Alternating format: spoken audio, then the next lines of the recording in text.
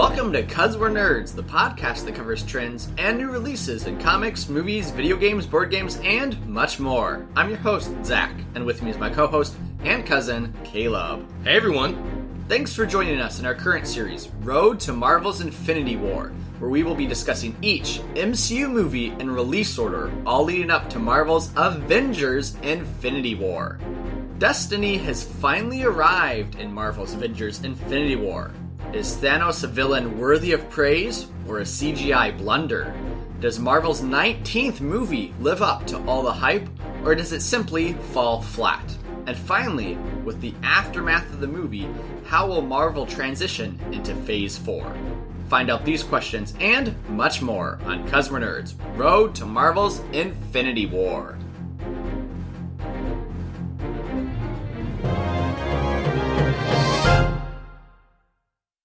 Well, welcome to the culmination of the last 4 months of this podcast. And what I'm excited about is sitting right next to me in my awesome recording studio, second bedroom, is my cousin in the physical presence and my co-host, Caleb. Woo! Hey everybody! I'm here for real now. Caleb, last week I told my wife, I'm like, we're going to have a special opportunity for the listeners. And she's like, so your cousin's in person? And I'm like, yeah. And she's like, well, how is that going to change for the listeners? And I'm like, well, interaction, baby. Yeah. Interaction. Yeah, so hopefully it'll come through in the recording. Normally we record over Skype, and I mean, it works. It works. It works, but it's... You're here, you're not a little box in the corner of my computer. Of your computer. Right. We can actually see each other now, right? That's right. Yeah. And I forgot. I'm like, Caleb is reaching for his water. He's taking a sip. If I talk right now, you'll hear it all. You're not like Drax. You can't move that slow. But I can, see? Hi, Caleb. So you can see it now. Wow. So, Caleb, what I will say is after 4 months of picking on my pronunciation, that during this movie, heroes pronounce the villain's name 2 different ways. You either got Thanos or you got Thanos. Yes, I noticed. Thor says Thanos at one point, but I think does. it's his accent. I think it's Doctor Strange, possibly Gamora. There's another hero that also says Thanos, because I counted at least 2 to 3 heroes that say Thanos. The rest of them say Thanos. Because the other 2 are wrong. Well, we'll see. So the Russo brothers are back. This is their 3rd movie in the MCU. That's right. The first director to do a 3rd movie, I think, in the MCU?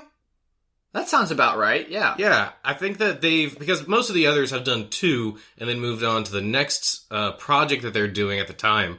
So it's really nice to see them continuing on. And, they had kind of been a part of this since the beginning.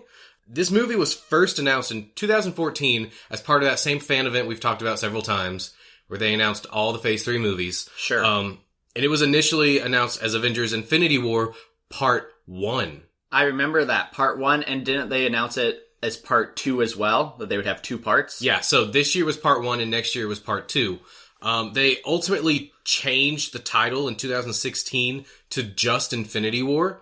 The Russo brothers had actually been signed on at that point. They came on in 2015, and so they kind of said, you know what, we don't want to do the Harry Potter thing, the Hunger Games thing, and split it up in the middle of the movie.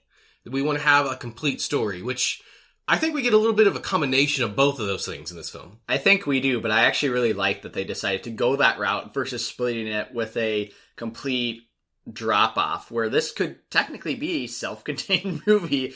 It's just a sad self-contained movie. Yeah, it really is. And speaking of Part 2, this film and the next Avengers film, which they have yet to release the title of, supposedly it'll be coming in the coming months, that was shot back-to-back with this film.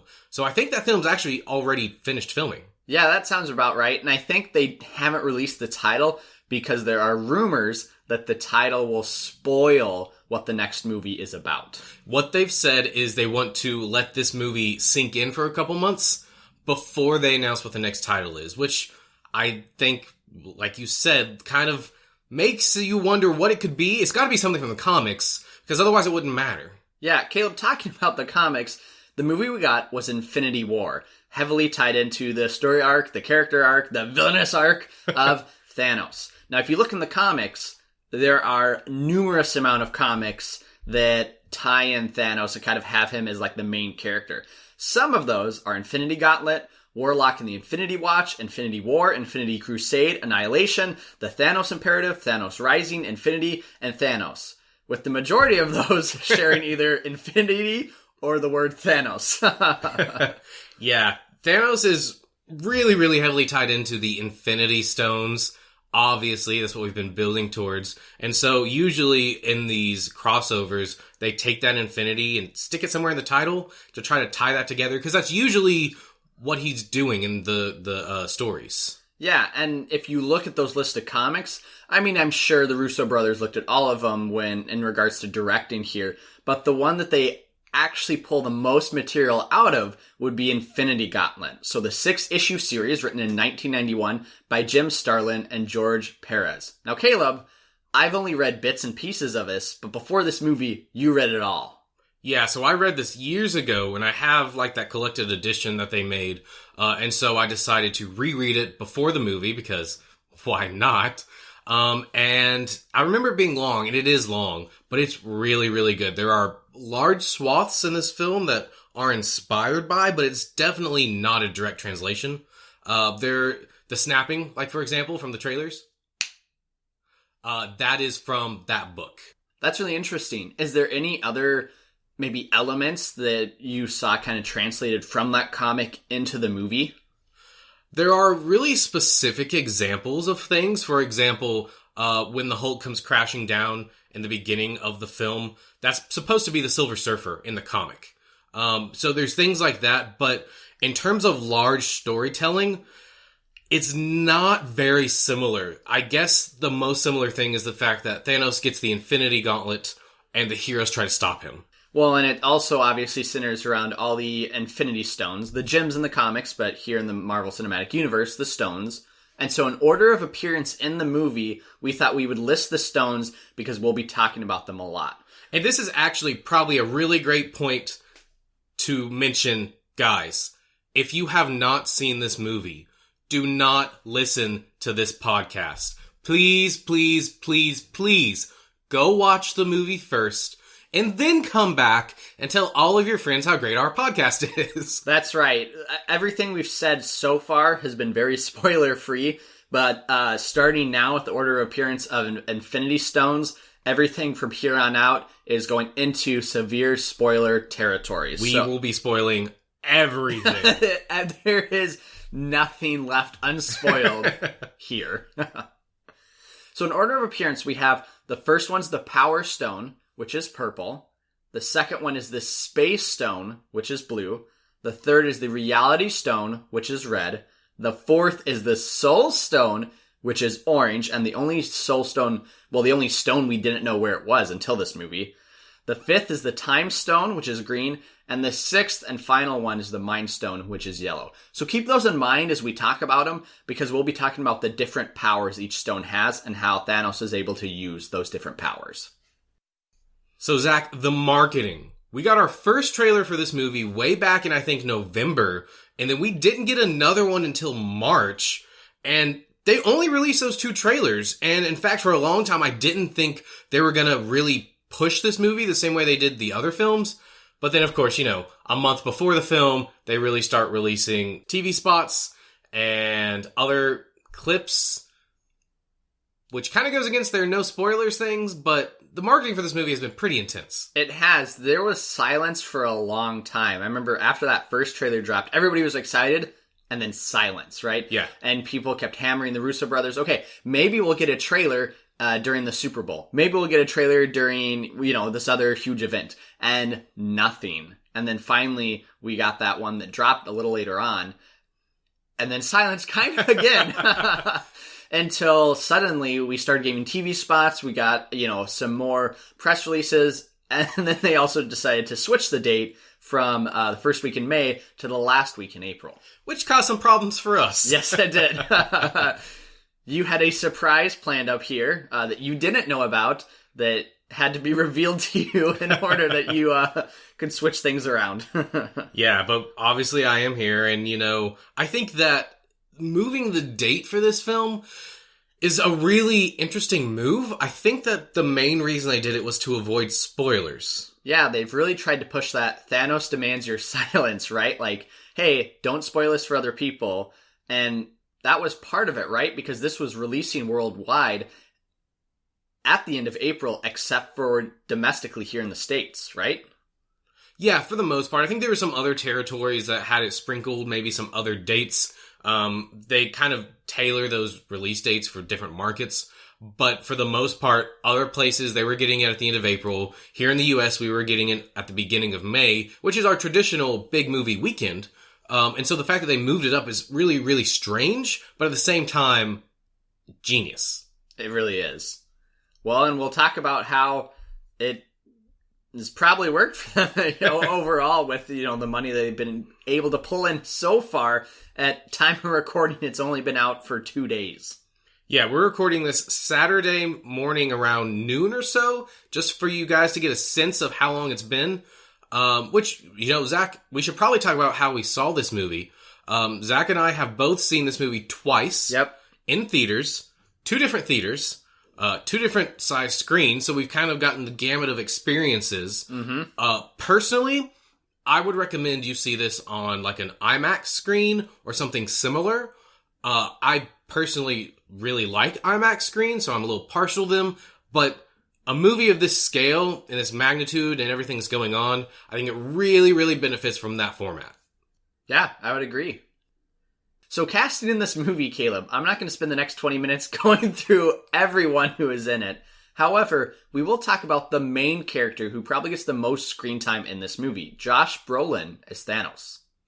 Yeah, this is really a Thanos movie. He's the focus. And he was cast way back in... Well, actually, we don't know when he was cast, because he was actually cast for quite a while before he was announced. But we learned about it back in, I think, 2014 at Comic-Con? Yeah, that's correct. I think he came on stage wearing the Infinity Gauntlet when it was announced. Yeah, and so he was cast to appear in Guardians of the Galaxy first, which is why they announced it way back then. And the rest is kind of history. I mean, we get him here, and he does a fantastic job. Yes, he does. All right, Caleb, with some of that covered, are you ready to face destiny as it arrives and cover the synopsis? Ooh, all right. My whole 10 years leading to this. Let's do it. When the tyrant Thanos defeats the remaining Asgardians and takes the Space Stone, the second Infinity Stone in his collection, the galaxy's heroes go on high alert. Their mission? Prevent Thanos from collecting all 6 Infinity Stones and wiping out half the universe. Splintered throughout space, the Avengers, Guardians, Doctor Strange, Spider-Man, and Black Panther must fight to preserve the very fabric of reality. But even with their combined might, are they enough to stop the Mad Titan? So this movie opens up with its classic Marvel logo, except there's a few things that aren't classic about this. The first of those is that the logo is changed, is that when it says Marvel Studios, they have a 10 in there, showing their 10th anniversary. Whoop whoop! And the other is the music. So if you're expecting your typical Marvel music, be aware that this is not going to happen. Instead, it sets the tone immediately with this. It's still kind of the same score, but it's depressing. I don't really know how else to explain it. Yeah, the first quarter of it doesn't even have any music, and then it comes in really slowly. It's this really deep, dark tone, and you start hearing these radio calls from the Asgardian ship at the end of Ragnarok. That's right, because this movie jumps right into the ending of Thor Ragnarok. So you see Sanctuary 2, which is Thanos' ship, his massive ship that we saw at the end of Thor Ragnarok. And then you also see that we have the Black Order, we have a bunch of Asgardians who are now dead, and it looks like a huge battle has already taken place because Thor has been defeated by Thanos or his Black Order. Hulk is nowhere to be seen, and Loki's just kind of standing there. I mean, my first inclination, Caleb, was if you hadn't seen Thor Ragnarok, you would be kind of lost at the beginning of this movie. Yeah, it just throws you right in, which was really jarring to me, because I was expecting there to be some kind of build-up to Thanos' entrance, And then he appears in front of Thor's ship or something, but it's not. He is already here. He's talking right at the beginning of the movie. We don't actually see his face for a little bit, but it's kind of this introduction to his Black Order you mentioned. Now, who are these guys? Yeah, so you have 4 sons and daughters of Thanos, the Black Order. So the first is Ebony Maw, and he is like that wizard, basically, is the best way to describe him. Yeah. You have Corvus Glaive, who is the one with the hood and gold spear. He's kind of tall and lanky. You have Cole Obsidian, which is the big monster who I tried to write down what he was saying, and it's kind of gibberish. I don't think he's really actually saying anything during the whole movie. And the final one is the female Proxima Midnight, who is the tall female with the spear. Now, Caleb, these all appear in the comics, right? Or in that Infinity Gauntlet comic.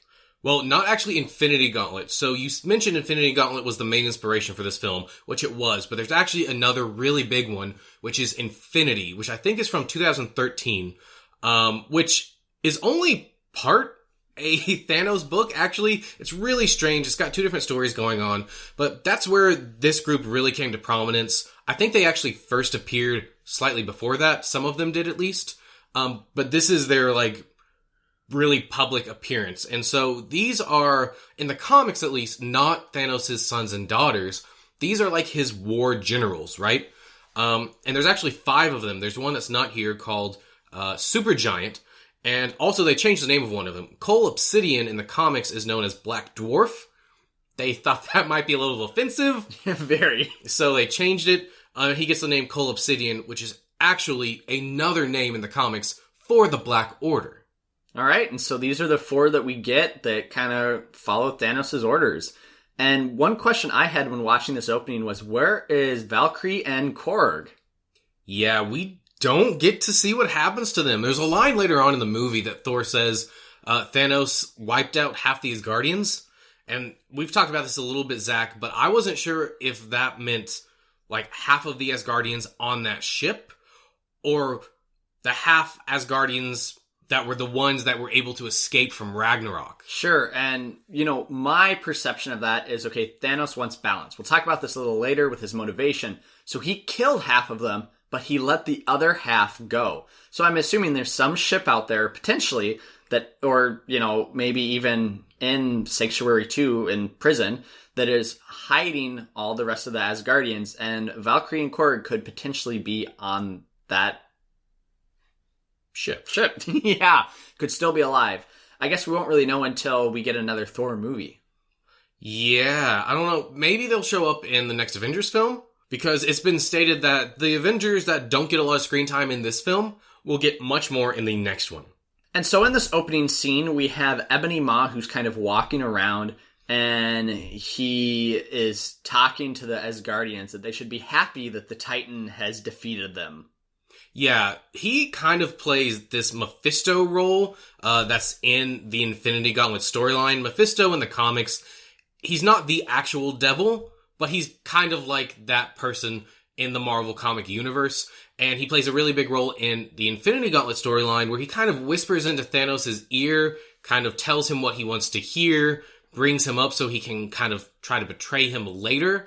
And he's also kind of poetic about the things he says. And that's what Ebony Maw does here, which I think is an interesting kind of conglomeration of different things. But Ebony Maw is still pretty much who he is in the comics. That's right. So Mephisto does play this like, he's a guide basically to Thanos in the comics, which potentially could have been Loki in this opening scene. I think when they kind of set that up, for a comic reader who has read this, you're thinking, okay, Loki could definitely have played that role to guide Thanos to Earth. Another interesting tidbit with Mephisto is in the comics, he has some lines, which is what Ebony Maw says once they acquire the Space Stone, which is a little fast forward in this scene, but he acquires it and he says, like, my humble parsonage bows before your grandeur. I am proud to be your, you know, etc., etc. All those lines are in the comics stated by Mephisto to Thanos. And before he actually gets that stone, we get a line from Thanos that says, "It's here." I think he's referring to Destiny, or should I say, "I am." And there's a lot of almost fourth wall breaking here in the opening scene. This is Thanos saying, yeah, I know I've been teased for years now. I am here. This is going to be a big deal. And then we get another one a little bit later in the scene talking about resurrections. Yeah, and so Loki here, before he presents the Tesseract, he states a line, he's going up to Thanos and he has it in his hand. And he says, "We have a Hulk," which is a callback to the Avengers movie where Iron Man says the same thing to Loki. And so the Hulk jumps out here and we get a mini battle between Thanos and the Hulk. And this is Kevin Feige stated that Thanos sets his power level and shows that he's the baddest villain in the first 5 minutes. This is part of what he's talking about, is that there's a toe-to-toe between the Hulk and Thanos beats him in about 20 seconds without using the Infinity Gauntlet. So at this point, he has one of the stones. He has a Power Stone. So he could technically grab the Hulk and just make him evaporate, potentially with the power in his hand, but instead he doesn't, which shows that just by himself, Thanos is even more powerful than the Hulk. Yeah, and this has lasting ramifications. Not only does he beat him, but he beats him so bad that the Hulk ends up being scared of Thanos for the remainder of this movie. At least that's the way I read it. He refuses to come out. So this is really, really intense. I don't think we've actually seen someone quite on that power level yet. No, I think this is maybe the first one. Hela came pretty close, but I think Thanos kind of is able to show more power in just this short amount of time. And what's interesting is if you notice the glove that he has, after he defeats Thor, defeats the Hulk, and then, Loki, he gets the second stone. So he has the Space Stones. Now he has the Power Stone purple, the Space Stone blue. And the ending of this scene kind of ties into the fact that when he uses each power, the stone glows, and you can see that it's that color kind of around the area that he is using that power on. So for example, in the movie, when he's trying to destroy something, it glows purple, right? When he's trying to teleport something, it glows blue. And I actually really like that. So you can kind of tell the difference about when it's just Thanos using his own power because nothing's glowing versus him using the Infinity Gauntlet. Yeah, and it's also really helpful throughout this movie that not only is his glove glowing, but the actual power that emanates glows too. So, for example, there's a point later in the movie where he starts destroying something and it glows purple because he's using the Power Stone to destroy it. And then he uses the Time Stone, the blue one, to transport it. And so even when you're not looking at Thanos himself, it's very helpful to the audience, especially to the people that are not us, the people that haven't been following these movies and are only kind of casually watching this film. Yeah, I loved how they did that, in the movie.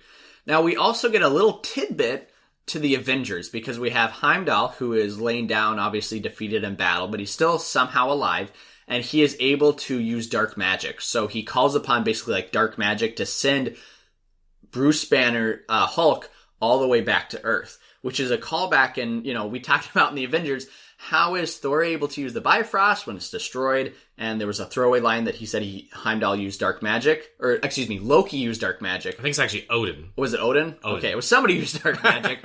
Well, here we actually get to see that dark magic getting used. Yeah, which was interesting in the way it might tie in later in this film. Exactly. But not everything here is great, as Thanos is coming through and basically taking names. We get two major deaths. That's right. The first of those is Heimdall, who he sticks a spear directly through. And the second, and probably more severe, is Loki. And so Loki again tries to trick Thanos. He fails, and Thanos chokes him to death. I think he actually ends up breaking his neck. There's a pop there. Which, I don't know about you, Zach. I expected this to be a little bit more emotional. For me, I think it wasn't because we were just thrust into this. We didn't have a lot of time to absorb what was going on. And then, boom, he's dead, just like that. Yeah, I think it was setting up Thanos' power level, right? He defeated Hulk, he killed Heimdall, he defeated Thor, and now he killed Loki. All in the span of the first 3 minutes, right? So he is establishing himself as the most brutal villain we've seen yet to date. I thought it was sad enough.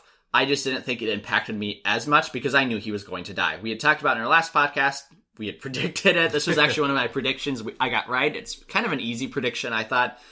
But I was like, yep, he's going to die. I felt very sad, but Tom Hiddleston's arc with Loki has been amazing throughout this entire MCU. Yeah, it wasn't a bad death. It just didn't hit me the way I thought it would. But right before he dies, actually, Loki says something to Thanos, which is, "You will never be a god." And this is a callback to the Infinity Gauntlet storyline, where through the entire thing, he's really talking about how he has become a god, how he can control everything. And even the second and third pages of that comic, when you open that up, that's a 2-page spread. And he has basically created this giant monument in front of him, because he already has the Infinity Gauntlet, that says God. It's basically a way to tell the reader, look, he's all powerful. And that was a really cool callback for me. And then after Loki dies, this is where we get that other kind of fourth wall break from Thanos, where he says, "No resurrections this time." Mm-hmm. Which really, I think this movie goes out of its way to address the fact that there haven't really been major changes in the MCU in the past 10 years. We've seen Loki die at least once, maybe more. And, it's never lasting. I've complained about that in our other episodes. But here, it's telling me it doesn't matter. We know what's going to happen. We've had these characters now. It's okay to let go. That's right. They're saying Loki is not going to come back. Thor kind of states that again in his own way by saying this time it's for real. And it is. Loki is now completed in the MCU, but we have another villain to worry about. And so we travel through the cosmos as we follow Bruce Banner, who ends up landing in 177A Bleecker Street, the Sanctum Sanctorum, with Doctor Strange and Wong. And like I mentioned, this is that Silver Surfer moment from the comics where the exact same thing happens. He crashes through the sanctum, he lands, and he immediately says, "Thanos is coming." And cue title. So after the title and the movie opens up, we're in Central Park and we are introduced to Tony and Pepper Potts. And for me, it's nice to have Pepper back. And kind of in this opening scene, they start talking about a kid.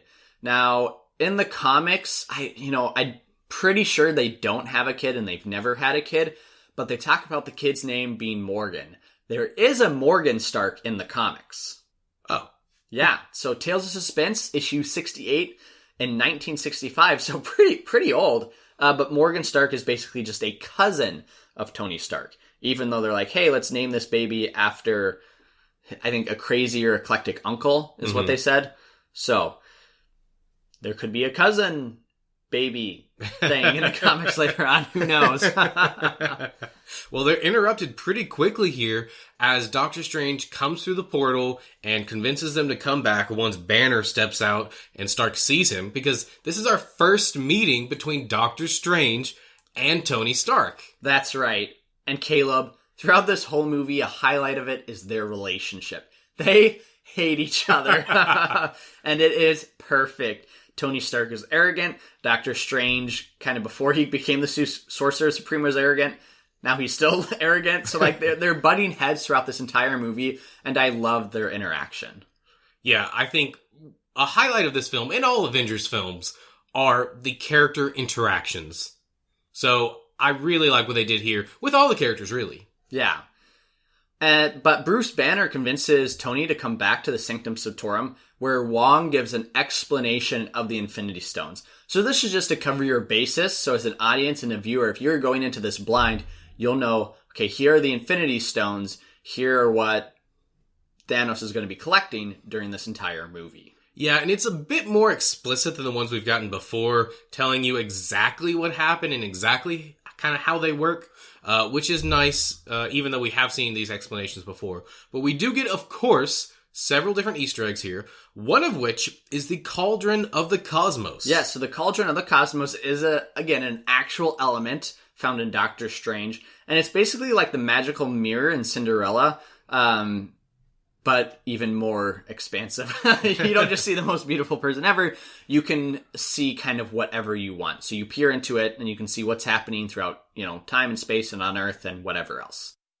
We also get a fun call out to Ben & Jerry ice creams that have been flavored after Tony Stark, as well as Hulk or something like that. Hunka Hulk. Hulk. There we go. Wong really likes the flavor, I guess. Yeah, but while we're here, basically, Tony is convinced that he needs to try to call Steve to help them figure all this out, because Banner really is the one that's pushing all of this. And I'm not sure where he learned all of this stuff about the stones. I don't know if it was when Thanos came in and trashed the place. I don't know if Thor told him, but he knows everything. And so he is pushing hard that they need to get this figured out, because he wasn't around for Civil War. So this is the first he's hearing about the Avengers fallout. And right as Tony is maybe about to make the call, we get a bunch of stuff happening on outside, which leads us to our first really big battle scene. Yeah, Caleb, I love the ground level of this first shot. How you can imagine like you're one of the superheroes or one of the citizens even, because there's a huge ship that lands and we have Cull Obsidian and Ebony Maw who land ready to fight. And, you know, with the wind kind of blowing everything and the heroes kind of on the ground, I don't think we've gotten a lot of this point of view. Only a couple times. I can, remember a few times in Winter Soldier, a few times maybe in the Avengers, but not a lot. Yeah, this is, I feel, kind of what's missing from the Marvel Universe. A lot of the comic stuff does take place on this ground level, right? Especially with characters like Spider-Man and Daredevil. And we haven't seen it that much in the comics. Even in Spider-Man, they really didn't do a lot of this, aside from that one montage in the film. But this does kind of harken back to the first Avengers film, the conclusion to that film, where they are all on the ground. I thought that was kind of a nice way to pull them together without it being, like, super overt. Yeah. But while that's going on, there is a school bus off on the bridge with no one else but Peter Parker on it, who sees the source of all this ruckus, the giant spaceship coming down. Guys, there's a spaceship. We're all gonna die. Good job, Ned. Good job. What's the problem with you kids? You've never seen a spaceship before? That's right. We also get an awesome cameo from Stan Lee. One of his best, as always. And so, while everybody's staring out the side of the bus, freaking out, Peter sneaks out the other side and swings in to help. But the only reason he knows this is going on is because we get, I guess, our really first confirmation in the MCU that Peter has a spider sense. But this has to work a little different than it does in the comics, because his hair rises up, he looks, so he knows something's up. But I don't know if it's just he hasn't honed this ability. That's my assumption, because later on, as he's chasing Ebony Maw, he gets just smacked with a sign, which if he did have high sensitive spider sense, he would know the sign is coming and be able to, like, flip over it. True, but the thing with the spider sense is, just because you know it's coming doesn't mean you can dodge it, right? You still have to have the reflexes to dodge it. I think you're right, he hasn't really honed it. But just because you know it's coming doesn't mean you can automatically get out of the way. That's true. And so while Spider-Man is making his way to the ship, we see that Tony is currently getting embarrassed in front of Wizards and Squidward.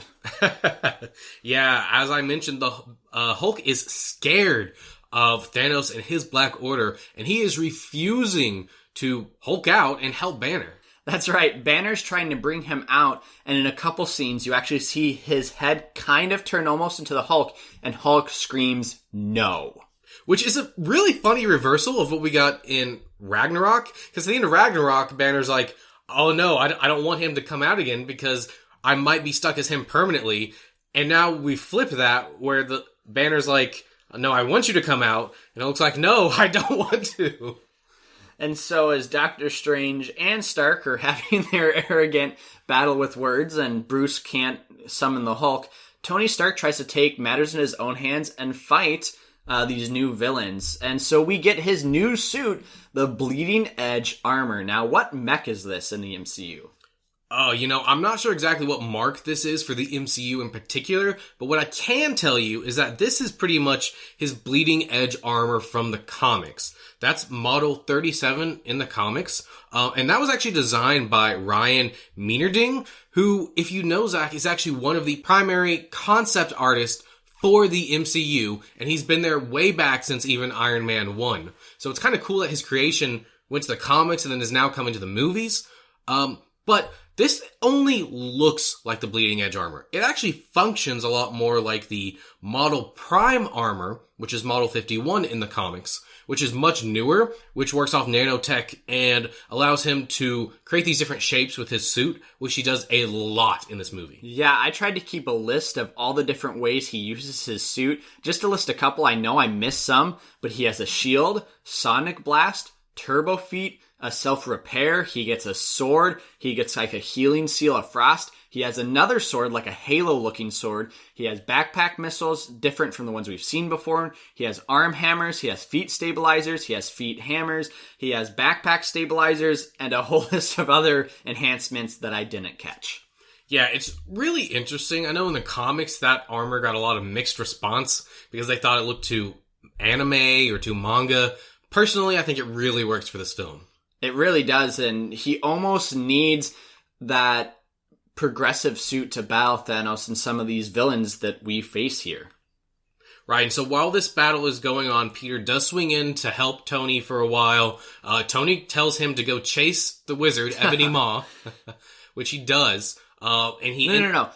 The wizard as in Doctor Strange, who's getting chased by Ebony Maw. I thought that's what he said, but then when Ebony Maw went by, he said, that's the wizard. No. So Doctor Strange went by first, and Tony Stark goes, that's the wizard, because originally when Spider-Man's like, what's happening? And Tony Stark is like, there's a wizard with a stone, and another wizard who's trying to kill that wizard, or whatever. Okay. Yeah. Okay, that was a little confusing for me. I must have missed that. But Peter does go chasing them and ends up on the spaceship as it's plummeting back into the atmosphere. That's right. So it's plummeting back, unfortunately. And Tony Stark, after getting rescued by Wong, is able to blast up into the spaceship, catch Peter, and send him an upgraded suit as he cannot breathe in, well, space. Yeah, he launches a pod 17A, which actually, Spider-Man issue number 17 features an appearance by Thanos. Really? Yes. Oh, that's a really cool call-out. Yeah, so he gets this pod, it comes back to him, and this is the new armor that we have seen in the trailers. This is the Iron Spider suit. That's right. We talked a little bit about this in Spider-Man Homecoming. I think we touched on it in Civil War. But Caleb, it is this iteration that he gets his hands. And I had a nerdgasm in my seat. I was cheering. And this happens a little later on when they're on the ship. But Spider-Man, he has detachable arms that are on the Iron Spider suit that come out and it kind of looks like a spider. That's all I wanted, and that's what I got. I was a happy man. Yeah, and for me, at the end of Homecoming, I said I didn't like the design of the suit because the CGI looked bad. I still felt that way about all the marketing for this film. It didn't look good. In the film itself, it looks really, really good. And actually, I did some reading on this. If you notice on his suit, when he's not wearing his mask, it's like these hexagonal things that make up his suit. One of Tony's armors from the comics actually works off these hexagonal plates that cover his body. So that's kind of a neat tie-in. And so, Caleb, I had actually called this development before we arrived in the theater. I said that Spider-Man was going to run out of oxygen, fall, and Tony Stark would save him. So That is a second win for me. Unfortunately, a win for me is Pepper Potts, because here Pepper Potts calls Tony after Tony actually tells Spider-Man, "Happy trails," which is a line from Die Hard, John McClane, if you know that movie. Spider-Man stays on the ship, unbeknownst to Iron Man, and Iron Man also stays on the ship. But he does get a quick call from Pepper Potts saying, stay back on Earth, don't leave me. Probably having her own PTSD from the Avengers battle, because she won't see Tony, at least in this movie again. And that's the last we see of Pepper Potts. So she did not die. That was kind of my ballpark guess, and it was completely wrong. And there's also something I noticed here, Zach, that might answer one of our questions from a previous movie. I don't remember which one. I think it was Avengers. We were talking about Jarvis, or it might have been Iron Man 3, and if Jarvis is actually in the suit or stored on some server. Yeah. In this scene, when he's losing the connection with Pepper, Friday also says, "You're losing me too." And I don't think she is ever around for the rest of this film, which kind of brings us back to the fact that, yes, she is not stored in the suit. She's stored somewhere else. Ah, that's a really good catch. I did not see that, and that would definitely answer our question. Well, we are transported to just a simple title saying space. But we do know this as the Milano, as we hear a song, The Rubber Band Man by the Spinners, off of Peter Quill's Zune he got from the end of Guardians of the Galaxy 2. So we see the Guardians of the Galaxy here rocking out to that, basically saying they heard a distress signal, so they're on their way to save these people by collecting money, and if they won't pay up, stealing their ship.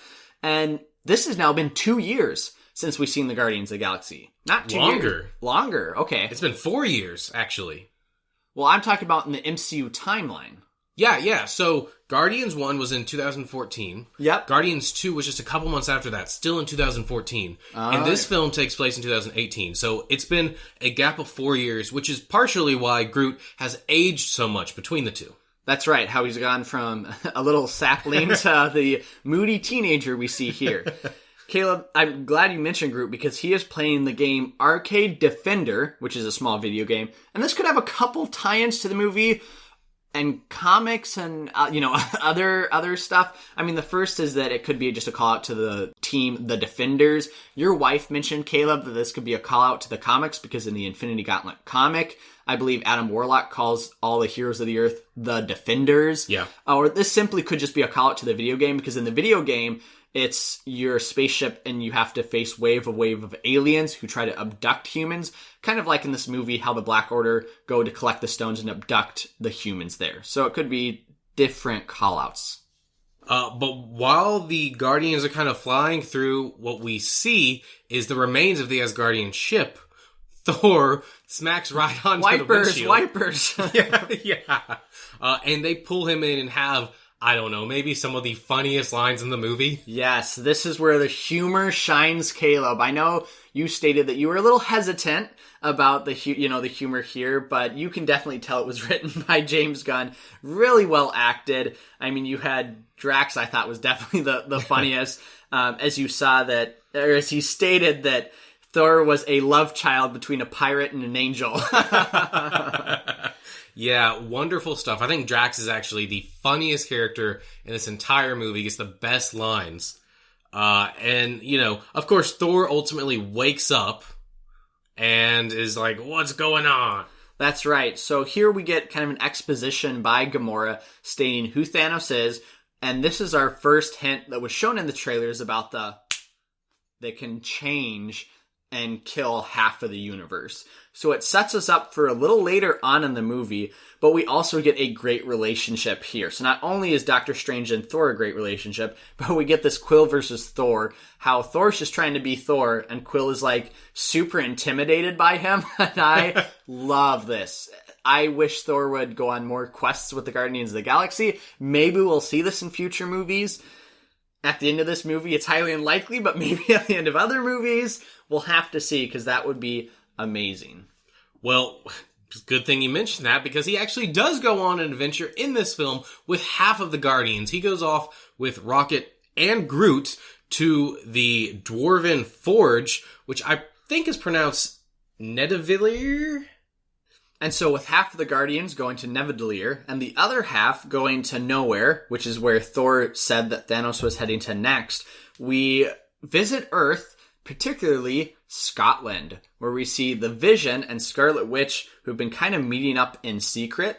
And here we get a couple callouts. The first is that Vision is human. Caleb, as far as my knowledge goes, this has never happened in the comics. He's worn civilian clothing, but he hasn't been able to turn himself into a human. However, what we do get is Scarlet Witch calling him Viz, which is something that has happened in the comics before. Oh yeah, Viz is like calling Captain America Cap. They were using it way back in the Infinity Gauntlet storyline that was published in the 80s. And this whole relationship thing is really straight from the comics. I mean, we've talked before about how they've had a relationship in the past. And this is really the culmination of all of those hints that we've gotten through Age of Ultron, through Civil War, and even to here. And you get this real sense that they're a real couple. They're not just hooking up for a couple nights or going off and just trying to stay away from their teams. They really care for each other, and they want the best for each other. But right after you learn that, you probably get one of the most sudden shocks. Caleb, I think on our second viewing, you jumped Yes. in your seat.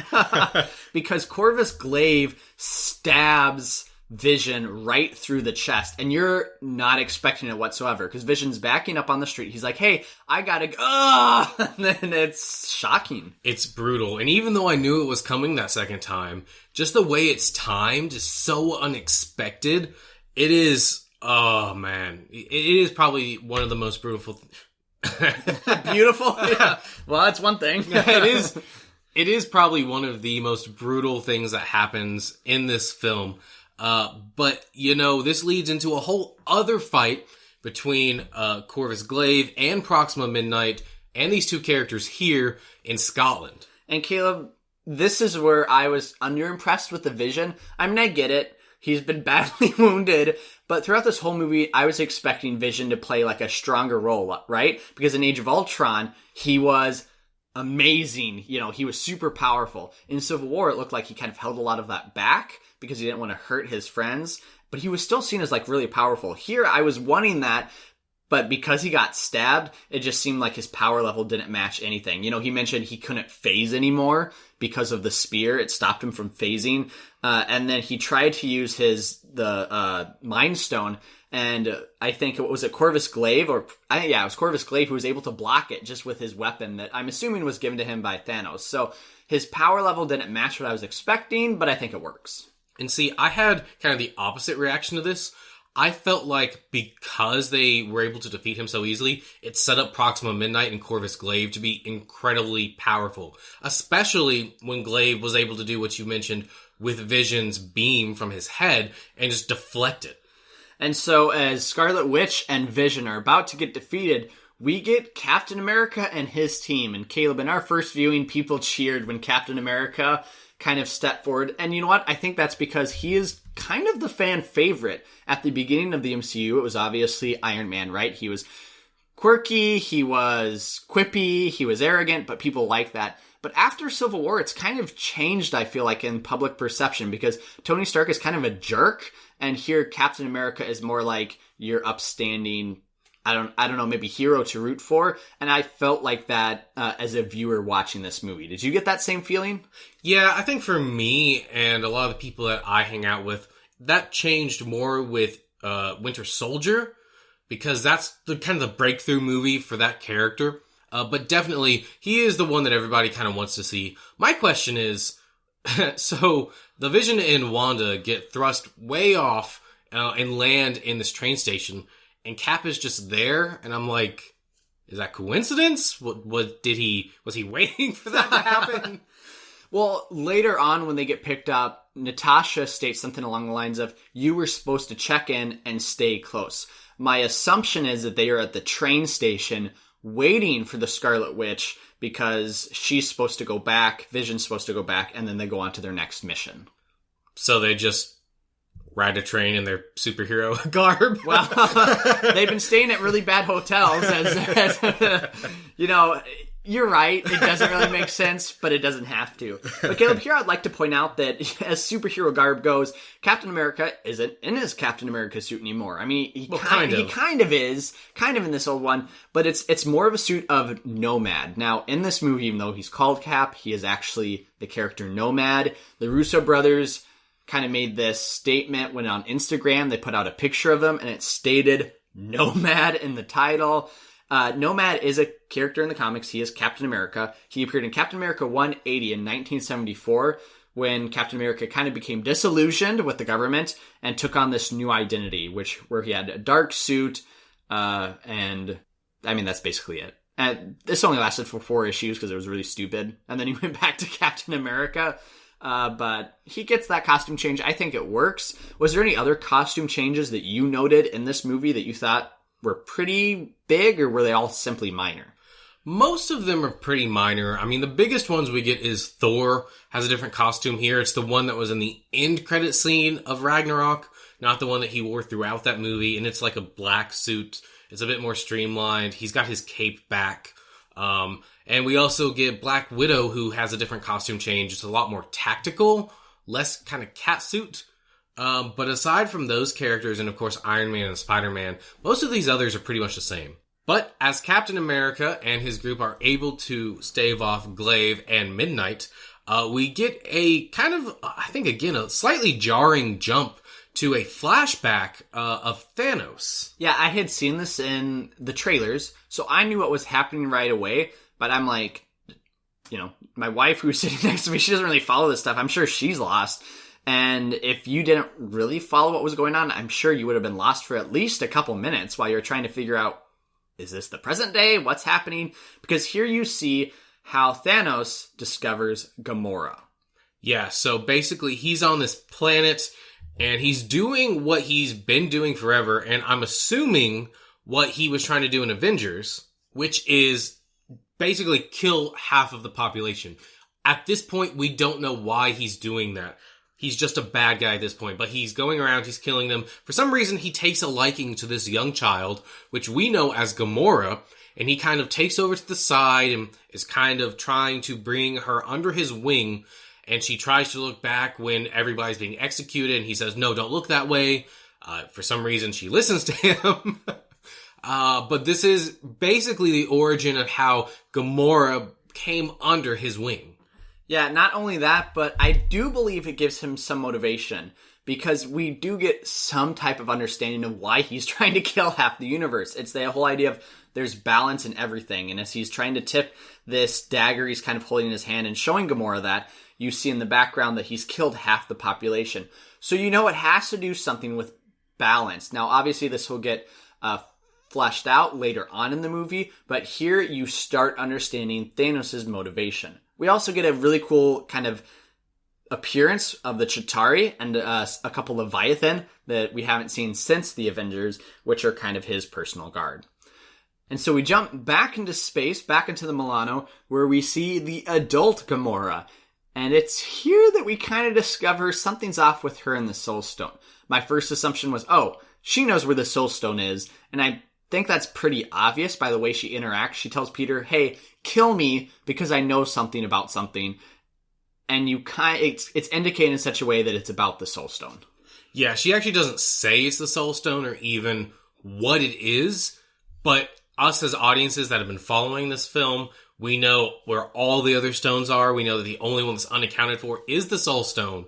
And so, yeah, I'm assuming that. I'm curious what someone that hasn't been following this would think she's hiding. Maybe like a way to defeat Thanos or something. I don't know. That would seem odd. But this is kind of a thing that's set up for the rest of the film that kind of leads to some interesting developments. Yeah, and there's also a foreshadow here, because Peter states, why does someone always have to die? Which is a foreshadow later on in the movie. But that's right as they are arriving to Knowhere. No, they're going somewhere. To Knowhere. Yeah, they're going to a celestial planet. They're going somewhere, Caleb. Zach. Got him! Anyway, we go back to Knowhere, which we have not seen since 2014 when the first Guardians movie came out. And again, this is that severed head of a giant celestial where we saw the Collector in that film. And we go in and it's kind of been deserted and they're kind of wondering what's going on. And we see Thanos there torturing the Collector. That's right. And it's during the scene as the Guardians are sneaking up that you can see an Easter egg from Arrested Development, which we've talked about was a show the Russo brothers, I think, did 10 episodes of, including the pilot. Now, if you look, I caught this, Caleb, on our second view, and I don't know if you did. I kind of tried to point it out to you. In one of the Collector's cases, it's kind of all the way on the far left as the Guardians are sneaking in. You will see a blue person he's all blue. It's a human, obviously, and he's also wearing jean booty shorts. This is a call out from Arrested Development, for those of you who have watched it, of a character, Tobias, who is part of the Blue Man Group, so he paints himself blue, but he's also a never nude. So he wears jean booty shorts because he can never be naked. So that's always what he's wearing. So it's a really funny scene that he has that. Yeah, that is kind of a blink and you miss it Easter egg. And a otherwise very tense scene where, I was we talked about Zach, I was not sure if this was actually Benicio del Toro as the Collector, because the way that he's shot in this entire opening and his hair and everything, it just doesn't look like him. That makes sense in just a second when Gamora attacks Thanos and actually stabs him in the neck. And it appears that he's going to die and has died. That was easy. Yeah. As Peter Quill states. Yeah. Right? And me knowing this, I'm like, there's no way. That's not it. Like, something has to be going on. Sure. And of course, it's revealed that Thanos already got here, already, I assume, killed the Collector, and got the Reality Stone, and this has all been an illusion from the stone. And we find out this entire place is in shambles, right? And Thanos is still alive. And this really kind of shows us what the Reality Stone can do. In Thor, the second one, The Dark World, yeah. The Dark World, it was really ambiguous what this could do. It was just like, it could do anything. Here it is, again, they do a really good job of differentiating what the stones do. And I think they introduce them one by one as things happen. And this tells us what it can do. That's right. So, and it's right after the fake out where, talking about the stone, Thanos kind of points the stone at Drax and Mantis, who both try to jump in to attack him.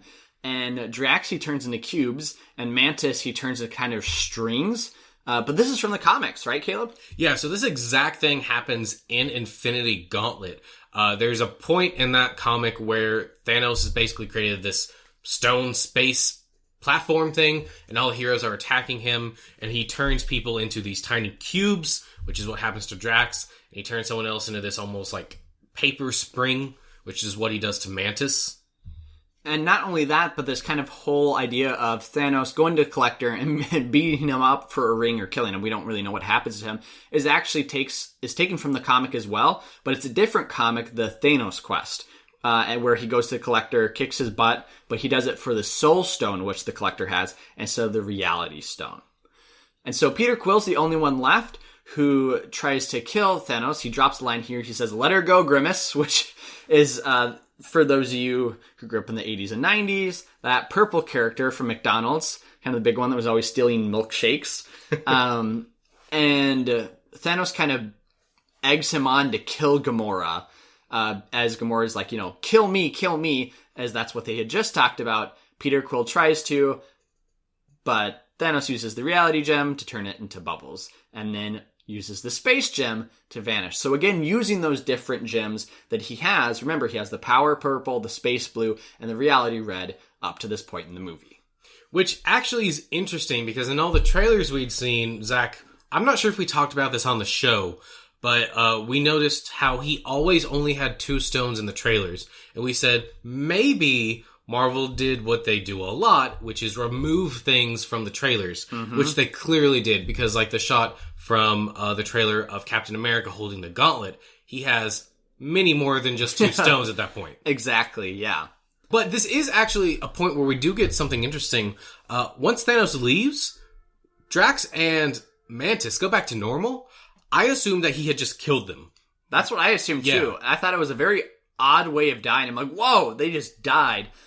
I'm glad they came back, because that would have just been a very unfulfilling death for Drax. Right. But it was interesting that they didn't stay that way, so I don't know if maybe the sphere of influence isn't that large in the movie version, at least at this point, of the Infinity Gauntlet, or if maybe Thanos just didn't want to kill them and he was just trying to immobilize them until he left. So more of a temporary reality instead of a actual reality shift. Right. Yeah, that would make sense. Well, we go back to Earth, where we are at upstate New York and the Avengers base. So here we have kind of Cap's team with Vision. And General Ross makes an appearance as a hologram, and it's here that he is talking to Rhodes. Now, Caleb, I don't know if you got this feeling, but I got the feeling that Rhodes was done with the Accords. He was kind of giving a middle finger to Ross, being like, hey, I know what it cost me, and you're still kind of a douche, so I'm done. Yeah, I got that a lot. I wasn't quite sure the first time I saw it, because Ross says, are you having second thoughts? And he says, not anymore. And I was like, what does that mean? But the second time, it's pretty clear he means that he would not have done it. Yeah. But the appearance of Ross is a very surprising, nice kind of callback. It's good to see that they're still continuing that relationship. But here, we do get Scarlet Witch in the Avengers base. And Zach, I think that they kind of cheaped out on her accent in this film. Like, She's supposed to be Sokovian, right? And so she's got that very thick accent, which was there in both Age of Ultron and Civil War. And here, it comes through sometimes a little bit, but it is not anywhere near as overt as it used to be. Sure, but I think you can credit that to the fact that she has now been speaking English. I'm sure in Sokovia she was speaking Sokovian, but now that she is traveling with Cap's team, she is having to speak English. Where yes, you still get that accent, obviously, but over time you get more used to speaking English, and that accent isn't as heavy as it used to be. Yeah, but the extent that it's gone to is a little strange. There's times where it's like she doesn't even have an accent. Okay, I would have to disagree with you on that point. I didn't actually catch any of it. I was paying attention to her dialogue, and none of it threw me off, so that's interesting you picked that up. But here we do get a call out to where Ant-Man and Hawkeye are in this whole movie, as Natasha says, after the Hollow Court situation. I'm not sure what that is. That's never happened in the comics. They never explained it any further. So I'm not, if there was like some type of court with General Ross that allowed him to go on leave. We might see more of that in Ant-Man and the Wasp. We'll just have to wait and see. But as they're talking about where they need to take Vision, Cap says he knows a place. And he's not quite there yet, but we do jump to Wakanda. I love the music here. It got me super excited. I was like pumped when it was like the Wakanda music. And I'll be honest, I wish we got more of that music. I wish we got more of Wakanda. I wish we got more of Black Panther. I mean, we get a lot of it. I just wish we got more. Coming off the movie of Black Panther, I just want to see more of that. Because it was great. Well, that's good. But we do get a couple call-out lines here to things that we weren't sure about. When T'Challa is talking to Okoye, he says, get the border tribe ready, at least those who are left. Well, Okoye says that. So T'Challa says, who's joining us? And Okoye says, well, we got, this tribe, we got the border tribe, at least those who are left, which is kind of a call out of why we don't see W'Kabi here in this movie. He must have, been imprisoned or just simply left. Right. And then, of course, the big thing is the White Wolf, Winter Soldier, gets a new arm. That's right. He is called the White Wolf again, but whether we'll actually see that develop, we'll have to wait and see. And so this movie does jump around a lot because we are quickly whisked away again to Ebony Maw's ship. And it's here that Ebony Maw, that wizard of the Black Order, has Doctor Strange and he begins to torture him. Something he's actually done before in the comics. Yeah, during the Infinity storyline, he does kind of torture Doctor Strange and he might actually bring him under his control. I gotta be honest, the Infinity War storyline is very kind of fast-paced and hard to keep track of. There's a lot of tie-ins, and I only read the main 6-issue run. But this has happened before. But also around this time, Tony discovers that Peter stowed away on the ship. He wasn't supposed to be there. Tony actually tried to get him back onto Earth. And there's a dialogue here that Tony says, this is a one-way trip. That's why Peter was not supposed to come. Which is, again, a foreshadowing of, one, Peter might not make it through this movie. And two, Tony, even though he does, is stuck on Titan.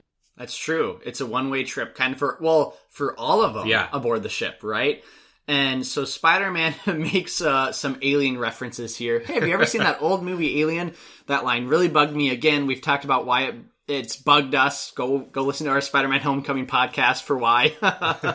But Iron Man and Spider-Man do reenact the alien scene where they blast an alien. But this time the alien is Ebony Maw through the spaceship. And he dies. He is the first Black Order villain to die, which is interesting because I think he is the most powerful one out of all of them. Yeah, it's also interesting because he seems to get the most focus out of all of them. He's the most developed, which to me was a disappointment because in Infinity, Corvus Glaive is the most developed, and he's the most interesting character to me, and he gets, no development. Caleb, did you catch this? But when he died, I faintly heard the Wilhelm scream. I didn't hear it, but there was a lot going on. Okay. I'm pretty sure I did, but maybe not.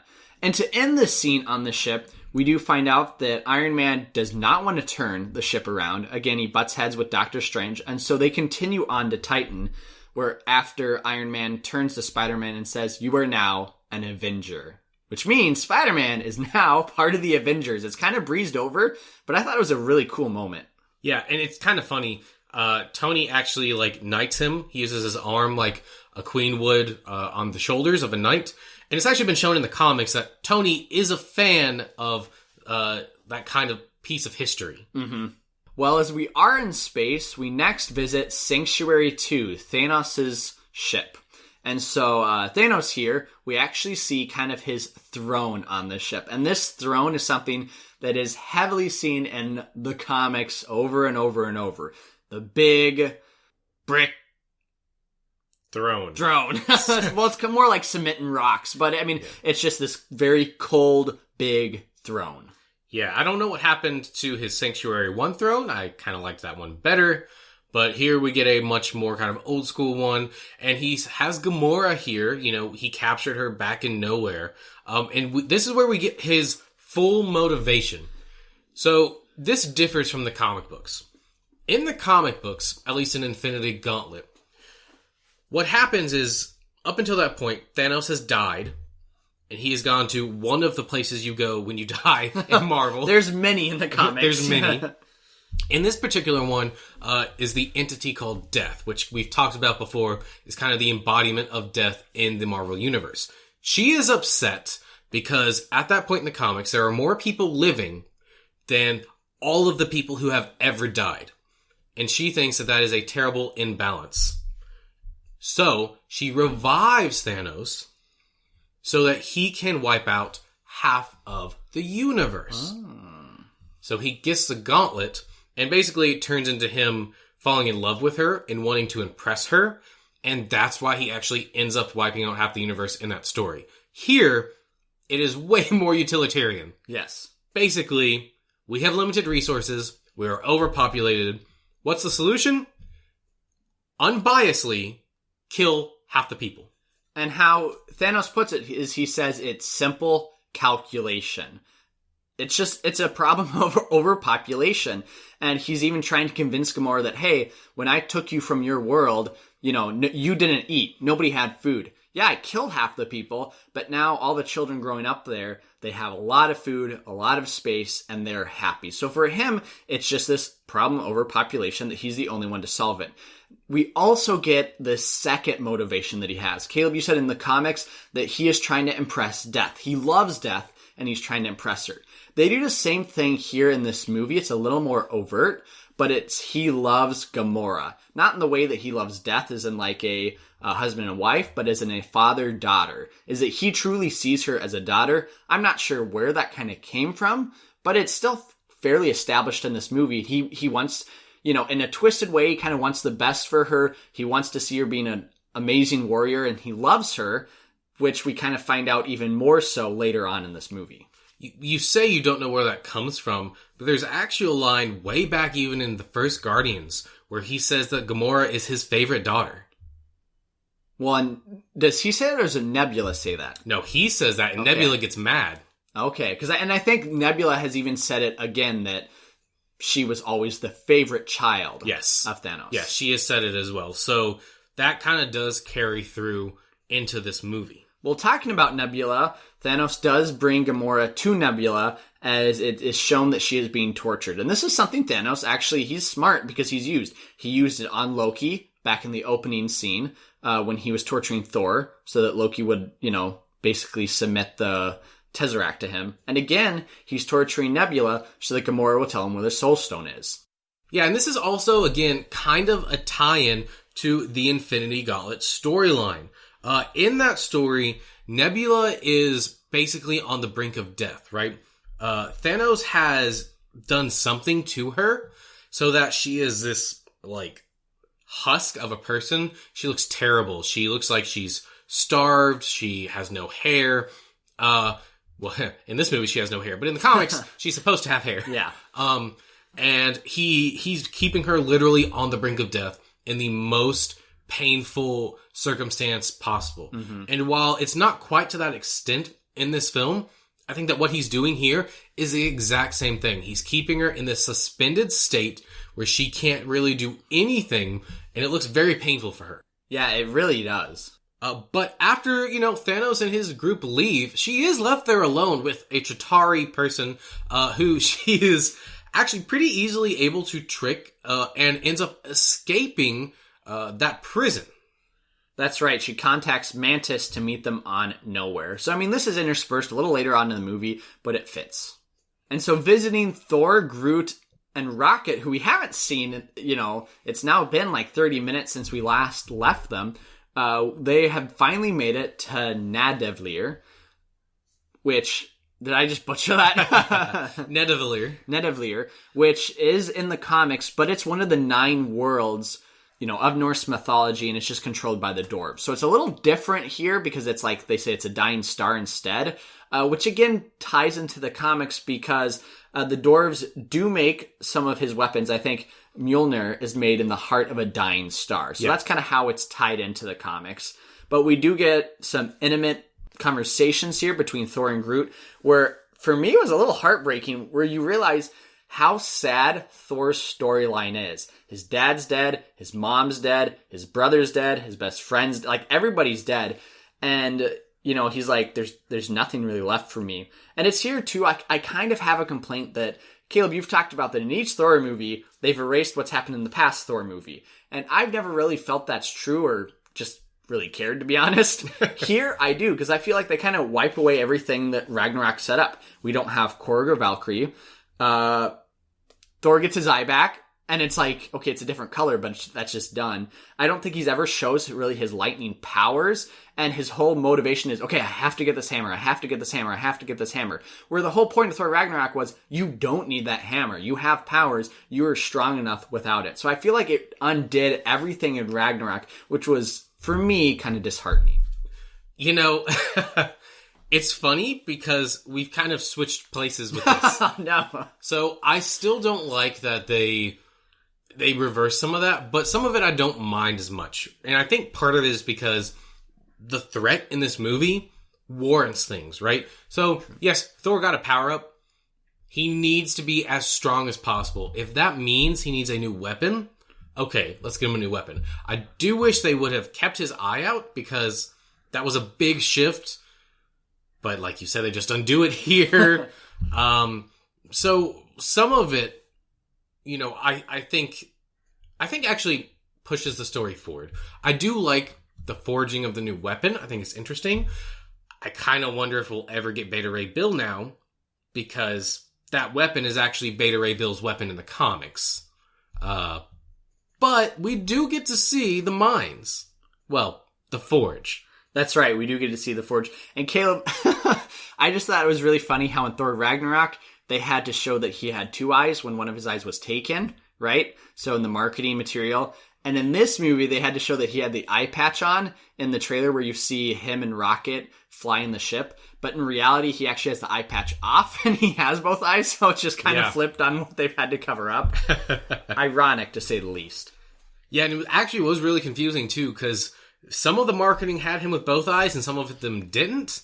And we didn't really know which was which. What was going on? Exactly, yeah. But, Thor here does have a throwaway line. He does say, "Fate wants me alive," which could be a callback to Fates, which in Marvel Comics, Norse mythology, are known as the Norns. It's the 3 sisters who kind of oversee the 9 worlds and, the Fate. If you've ever seen, Hercules, the Disney movie, you'll know what I'm talking about. Yeah, and we talked about those as well in our Age of Ultron podcast. Well, we are introduced to the dwarf here, Eitri, played by Peter Dinklage. Again, the ironic casting of this is not left on us, that Peter Dinklage, who is a dwarf in real life, plays a dwarf in this movie who is a giant dwarf.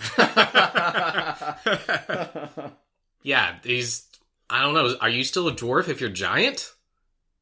I feel like we need a 2-hour podcast to discuss that, along with Is Water Wet? Right. But Eitri does appear in the comics. He appeared in Thor Annual 11 in 1983, and he is the king of the dwarves, and he has crafted a lot of the great weapons. Mjolnir, Stormbreaker. He has also crafted a new suit for Iron Man. Yes. So way back in the Fear Itself storyline, a bunch of heroes actually go to this place. and they get new armor made out of Uru, which is the metal that Mjolnir is made out of. As well as Stormbreaker. Yes. Well, we also find out that not only are, all those weapons made here, but Thanos has been here, and he has made his gauntlet here.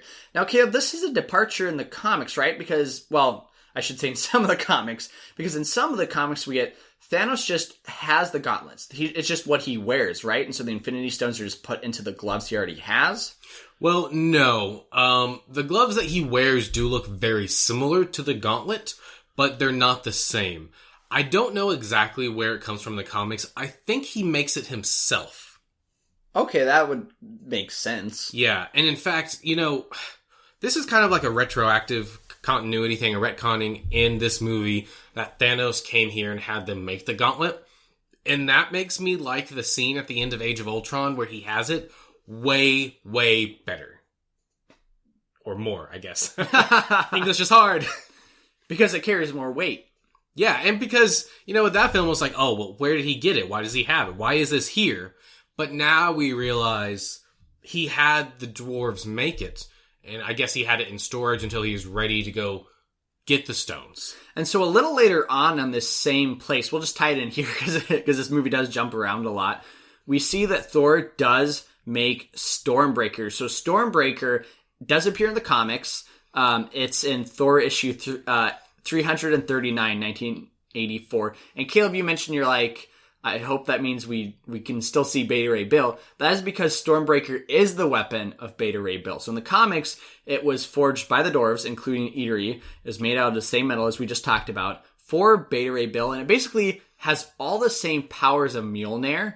I will say in the MCU, what we see here is more of a design of Thor's hammer in the Ultimate comics versus Stormbreaker in the comics we get. I mean, they're both kind of the same, to be honest. They have a hammer on one side, an axe on the other, but just the design for me feels like more of the Ultimate Mjolnir versus the actual Stormbreaker in the comics.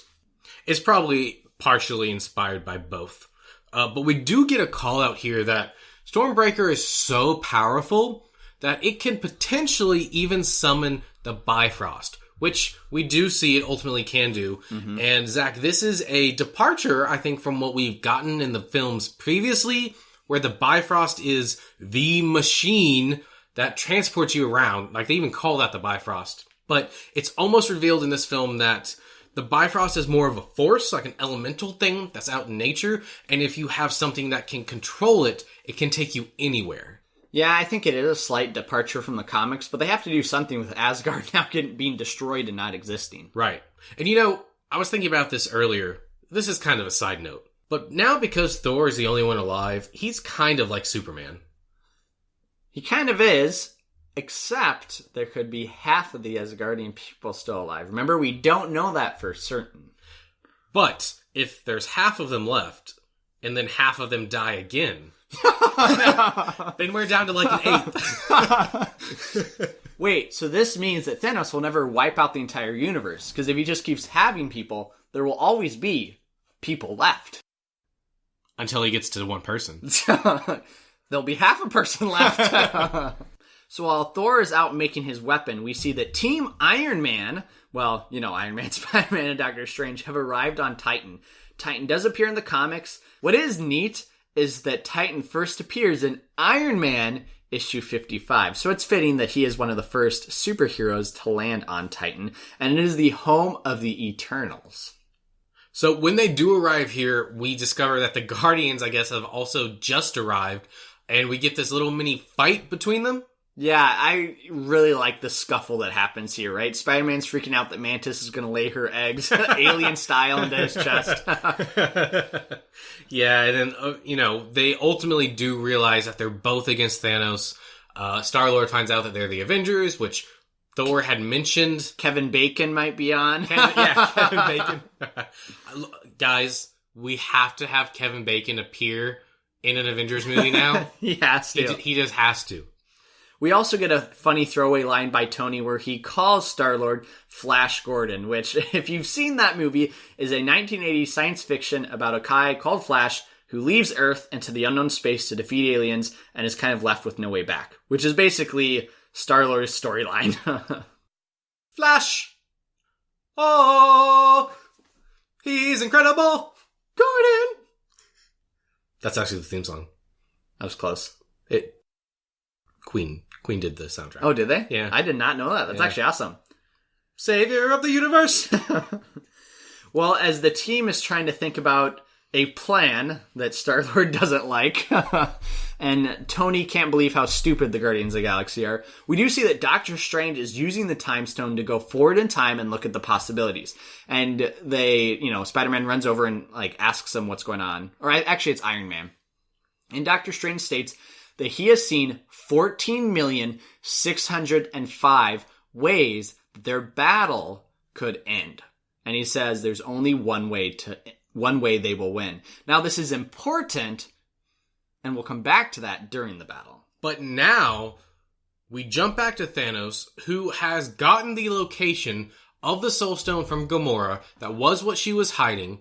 And they are on a planet called Vormir, which does appear in the comics, but is pretty different. It is. So it's in Avengers 123 in 1974, and it is part of the Kree Galaxy, but it's home of these giant reptile monsters known as Vorms.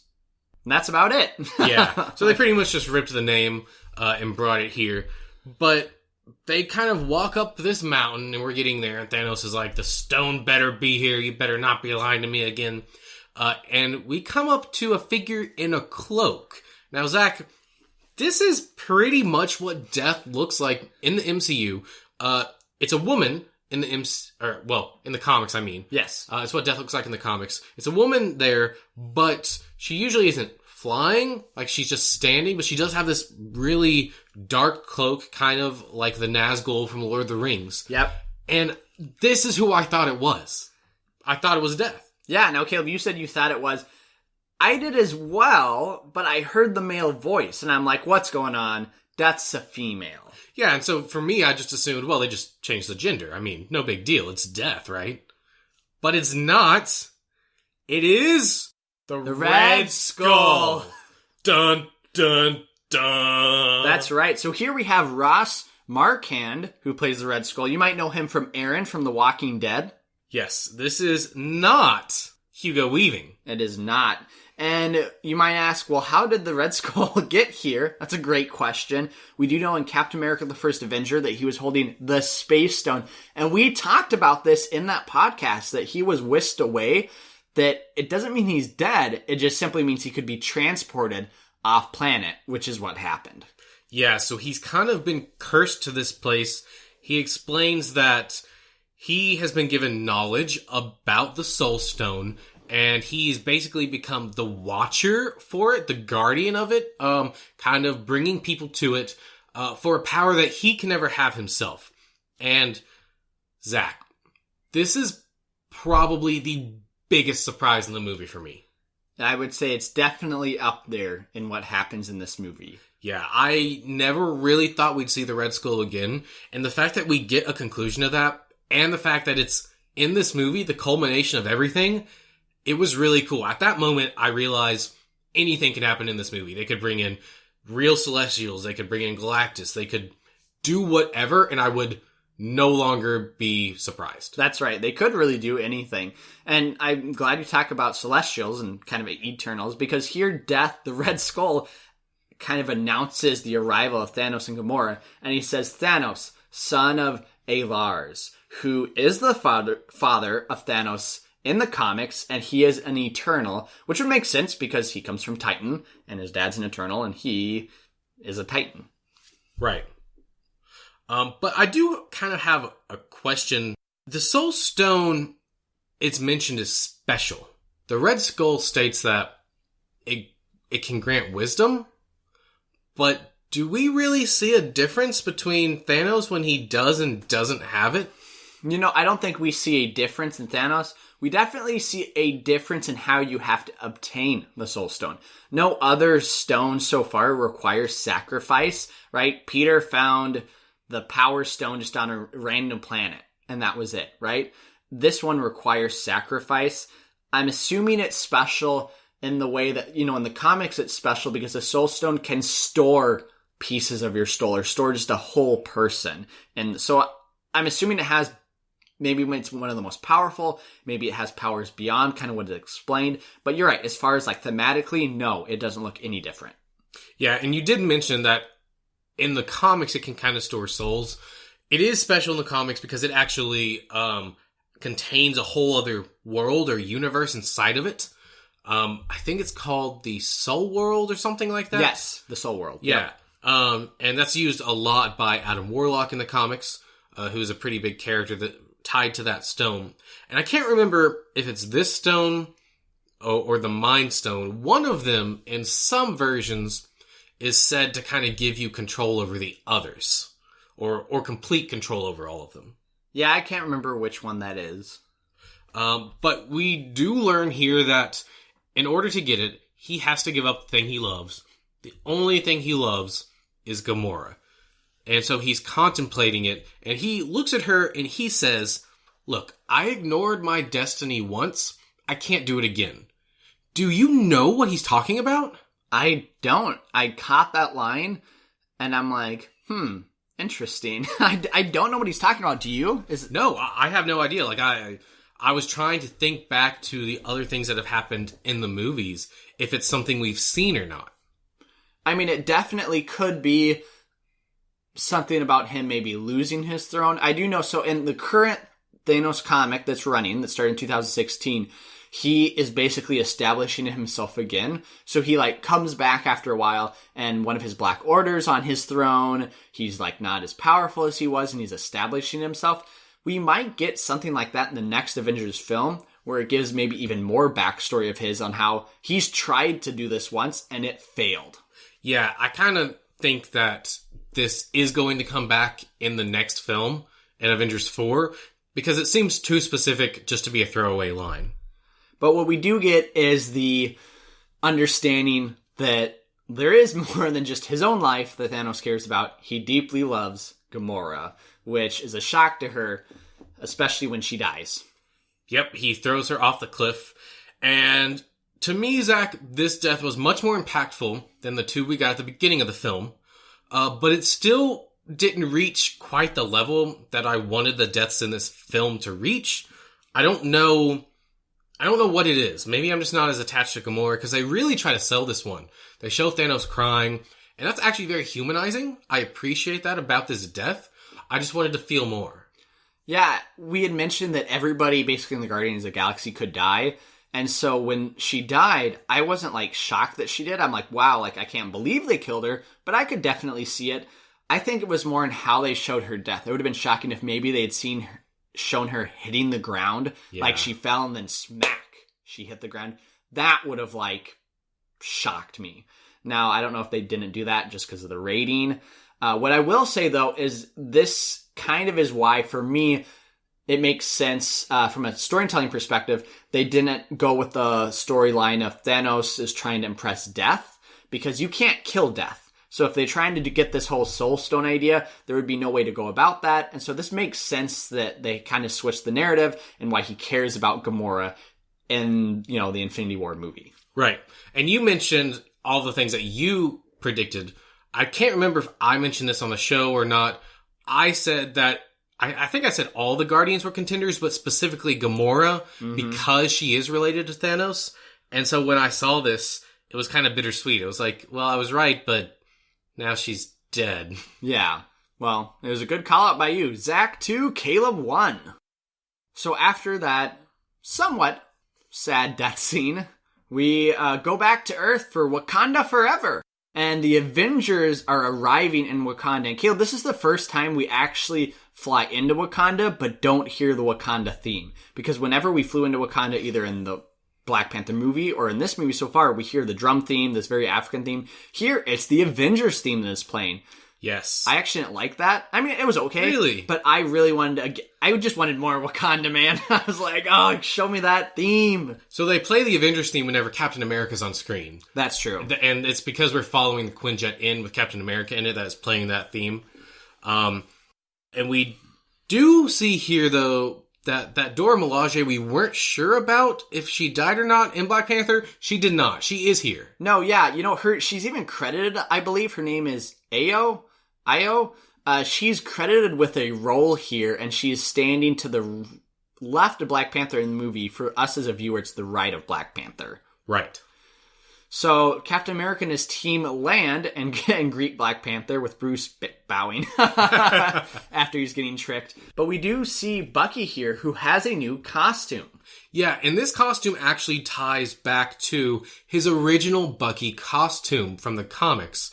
I don't really remember what he wore in the first Avenger, to be honest. But in the comics, it's one of those like jacket things that opens up in the front. You fold one side in and then you fold the other side over. And it buttons down the side. He's wearing that same type of clothing here, and it's blue like his costume is in the comics. Okay. So, cool callback. We also get to see those Kimoyo beads I mentioned before. Mm-hmm. This time, the AV bead, which I mentioned in our Black Panther podcast, that shows Okoye, I believe, a hologram of where people are entering the atmosphere, I believe. Yeah, that's right. So, at this point, they've all kind of gathered in one of the main rooms in Wakanda. They have met Shuri, who's explained that she can potentially take out the Mind Stone from Vision, and that Scarlet Witch can destroy it with her powers. However, Caleb, this is kind of fast-paced, and that's because they have cut a lot of scenes, or they could have potentially cut a lot of scenes, at least from what we've seen in the trailer. So in the trailers, it looks like there's a scene between Black Widow and Bruce Banner of them talking, and this is when Bruce is working on the Hulkbuster armor to wear, right, to go into battle. So they cut that scene. They cut another scene where the Black Panther goes, and someone, get this man a shield, right? And then Captain America is standing in the room, and he's next to Black Panther, and he's trying out the shield. That never appears in this movie. They cut the scene of Bruce running in the Hulkbuster outfit. We see some of it, but they cut some of it. There's more where he's like jumping and like landing. And they obviously cut the money shot scene of all of them running.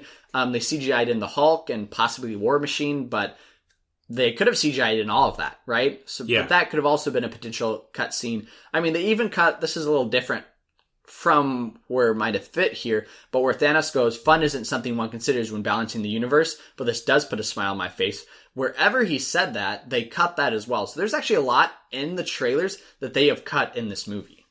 But I think, it's necessary. This film, the first half is very, very fast, or maybe the first 30 minutes is incredibly fast, and then it slows down a little bit, but it's still very economical, right? We're never watching something that doesn't matter, and this movie is still very, very long. So all of those seconds count. That's very, very true. One person that is kind of missing here, though, is Nakia. We don't really see her. We're not sure where she is. Maybe she didn't stay at the end of Black Panther. She went off to go do something else. But if she did stay here, she's MIA. Yeah, because at the end of Black Panther, it was hinted at that she was going to be joining the Dora Milaje, but we don't know where she is. She could be on another mission, potentially, and decide not to have stayed, but you're right, she's a goner. At least for this movie. Right.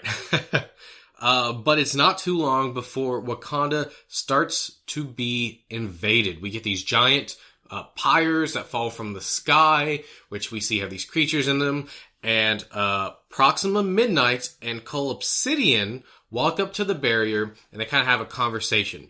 Now, in the Infinity storyline, Cull Obsidian, or Black Dwarf in the comics, actually attacks Wakanda first.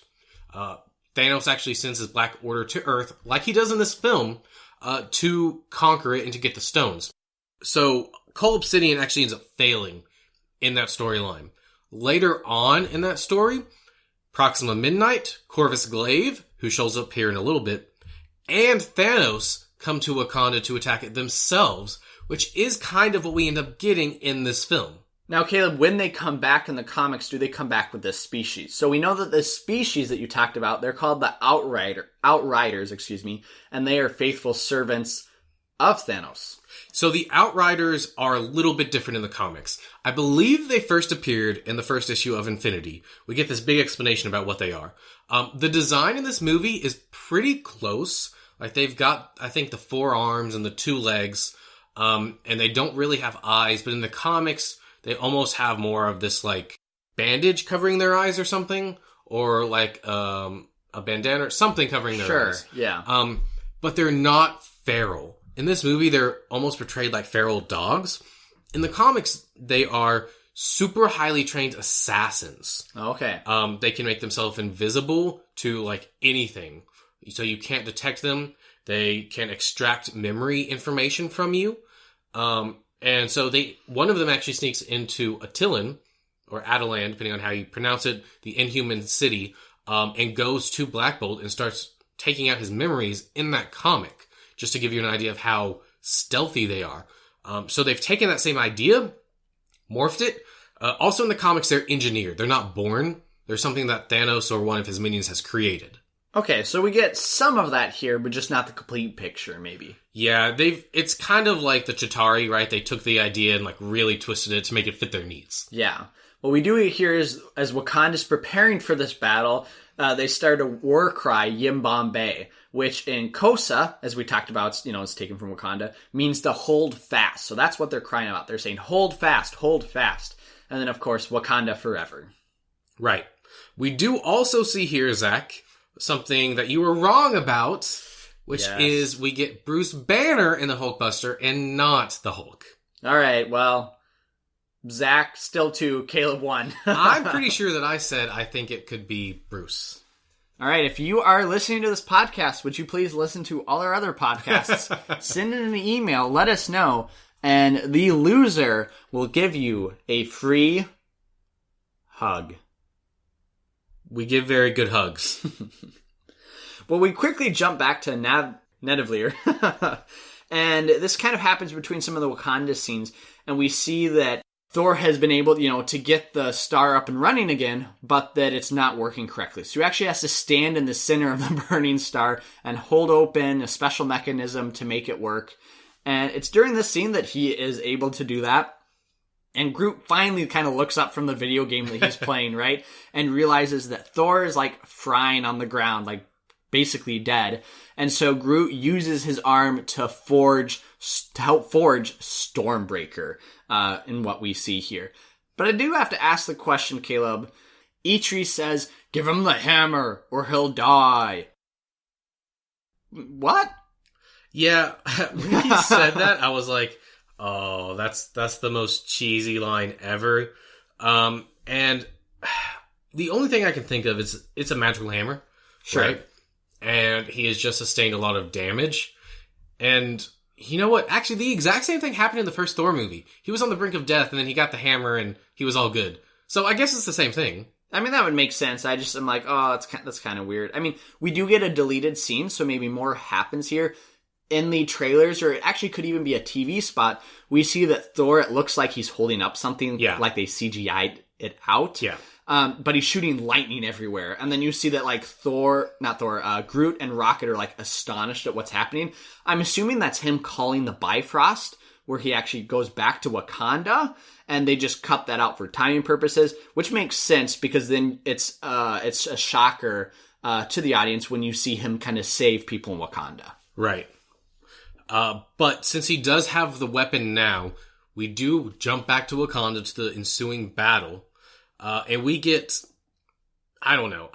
In the first Avengers movie, there's a moment I always get goosebumps. It's the Leviathan with the Hulk punching it. Sure. In this movie, it's when Thor arrives. I don't know what it is. I got goosebumps both viewings. But it's the music, I think, maybe. He comes in, though, and he just wreaks havoc. Yes, Caleb. I would definitely say I agree with you, but I also got goosebumps. Boosgumps. I also got boosgumps. I also got goosebumps when they're shouting their war cry and they decide to open up the shield. Yeah. And they run and you see Captain America pass them all, but Black Panther's right next to him and they both jump into battle.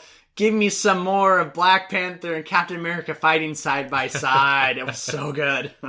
Which, we kind of glossed over it, but I guess that they've been in contact because he knows where to go to get to Wakanda? Yeah, I mean, I'm assuming that he, was there with Bucky, obviously, and that he... Oh, that's true. He then has just known that he can always return if he needs to. Okay. And so that's how he came back. But yeah, Thor arrives, he starts smashing everybody to pieces, And it's during this scene, too, that we get a great scene with Bucky and Rocket, where Bucky's shooting everybody with his gun, and he picks up Rocket with one hand and just twirls around. Yeah. I love that. And then Rocket's like, how much for the gun? He's like, it's not for sale. And then Rocket asks him how much for the hand, and then Bucky just walks away, and he's like, I'll get that hand. Yeah. I can't wait to see what's going to happen with Rocket and the rest of the crew in the next movie, which we'll get to in a second. But we do also see something coming up from the ground. I thought it was a Leviathan. Same. Yeah. It turns out to be these giant death wheels. It's kind of like out of left field. I was a little disappointed. I'm like, what? Yeah. Yeah, these really big machines. Now, Zach, I don't know if you're familiar with him, but there's a character in the comics called Big Wheel. I was going to say, you talking about Big Wheel? Big Wheel. Oh, no. He's an obscure villain, a Spider-Man villain, actually. He was in the 90s animated series. Okay. If you've seen that episode. Yep. But basically, he's a dude that's in a wheel that looks just like these. It's a big. It's giant. It's the same size, actually. It's just slightly less death. Like, it's got spikes on it, but they're more for, like, gripping. All right. Spider-Man Homecoming 2 prediction. Just like the Vulture, a man finds one of those wheels, somehow gets it back to New York, decides to rob a couple banks, and Spider-Man has to stop him. But makes it less deathy, as you said. Yeah.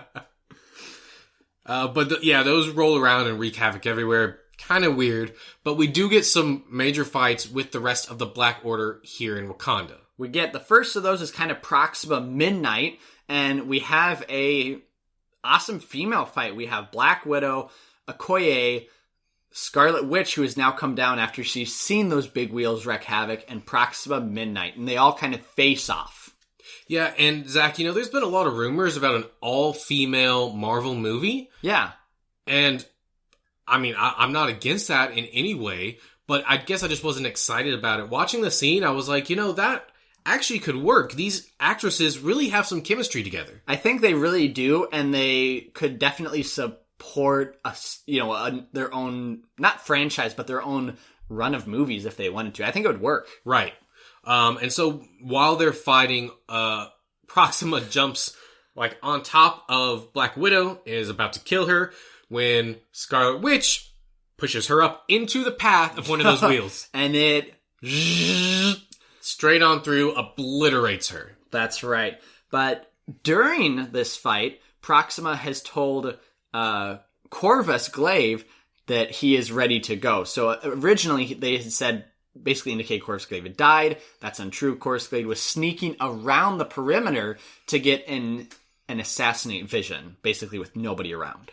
Right, so Shuri has been trying to reprogram Vision so that the stone can be removed. That's what's been happening through this whole time. That's what the battle outside is to protect, right? And so Corvus Glaive is in here.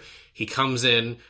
Basically, he gets to Shuri, and we're not really sure if she's done or not. She closes that interface. She falls, and then Corvus attacks Vision, who still has the stone in his head at this point. That's right. And as he's getting attacked, I believe somebody calls out, somebody go get to Vision, and that's where we actually see that Bruce Banner is able to make it over there, who is then fighting Cole Obsidian. Yes, and so basically, Cole lost an arm earlier in the film. Yeah.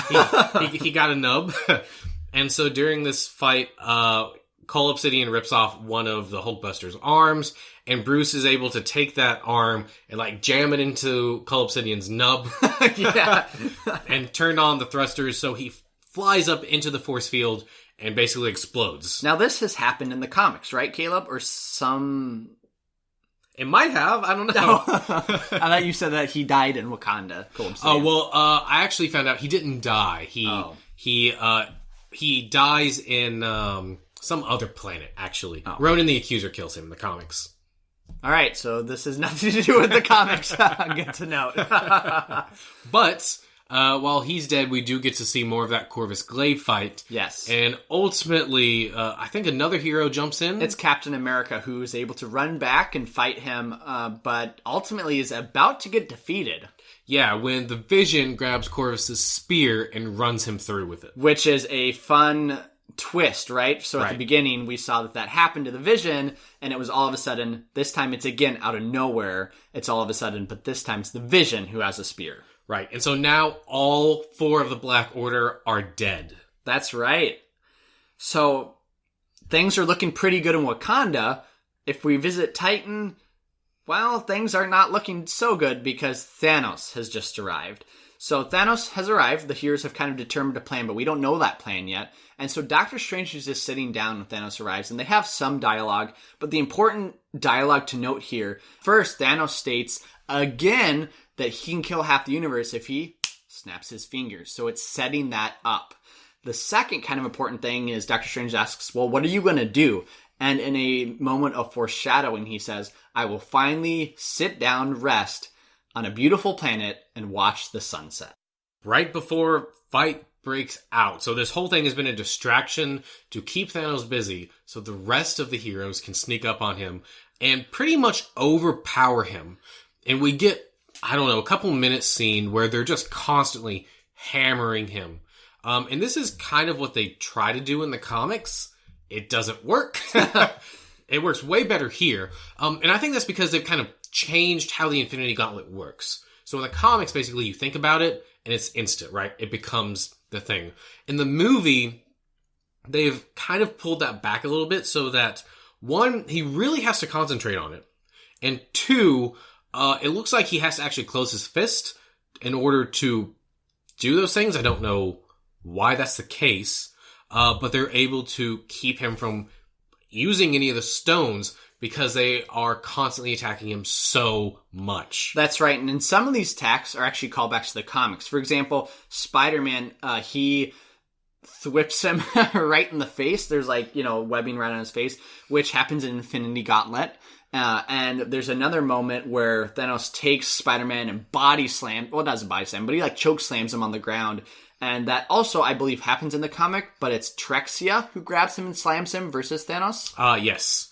Yes, that's in the background of a panel. Okay, yeah. We also get Doctor Strange, who uses some magic that's common in the comics.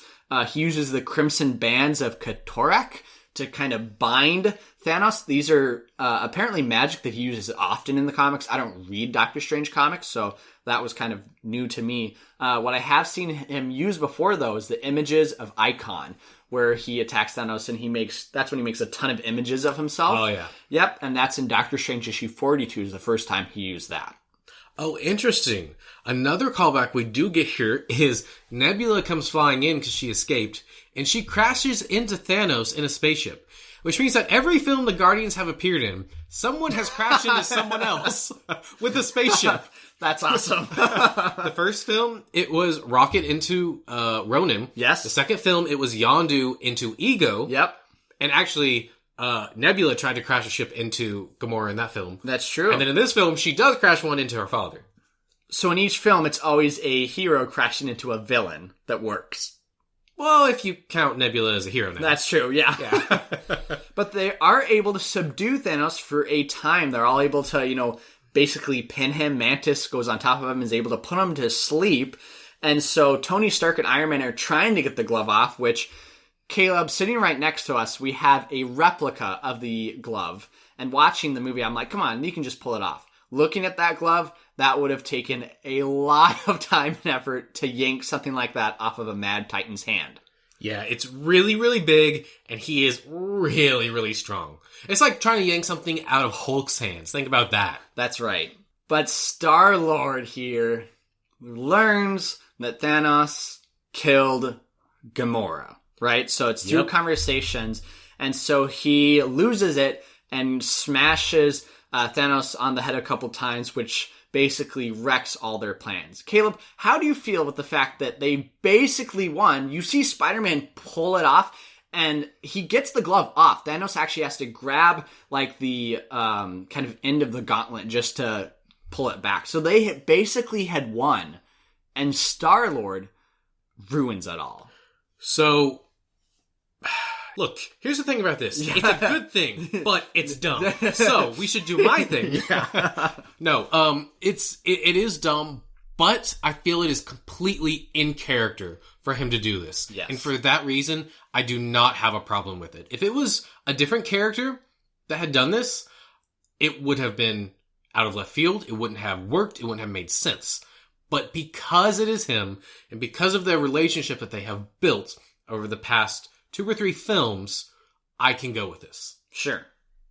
What are your thoughts? Yeah, my first viewing, I was a little upset. I'm like, wait, so instead of him overpowering everybody, it's Star-Lord's issue? Looking back at it, no. I mean, it works. That's why, he's upset because of Gamora. And, Spider-Man and Iron Man didn't get it off fast enough. Some of the heroes weren't able to, control them quick enough. So, I mean, I think it's a group effort. Yes, it does technically fall on Star-Lord, but it's all of them who fail ultimately at the end.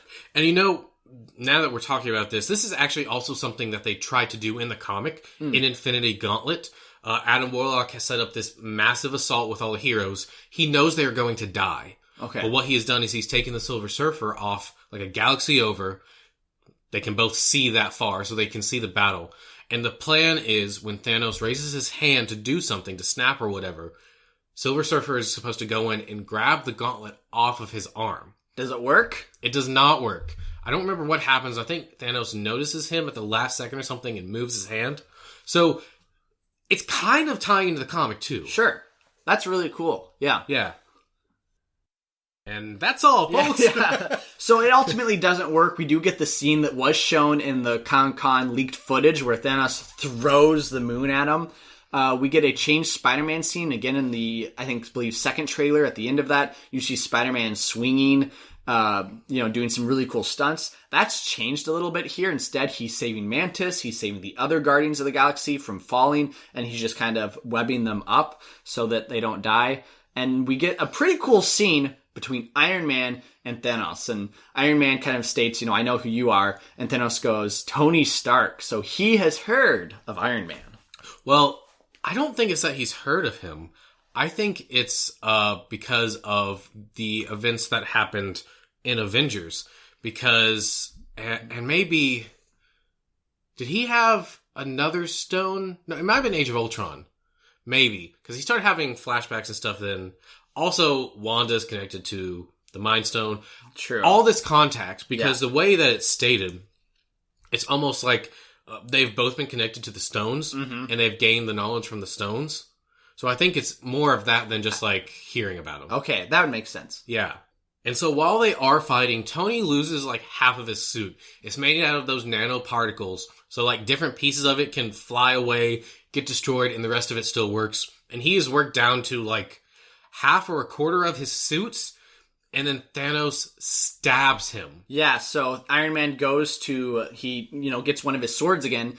Thanos grabs it, breaks it off, turns it around, and stabs him. And during our video, during our first showing of the movie, somebody audibly in the audience went, "Oh no." I don't know if you heard that. I heard that. Yeah, and I felt that with this. I was like, here it is. I knew it was coming. He's dead. I knew he was going to die. This is the moment. But it doesn't happen, actually. It doesn't, no. So, right as Thanos states, I hope they remember you.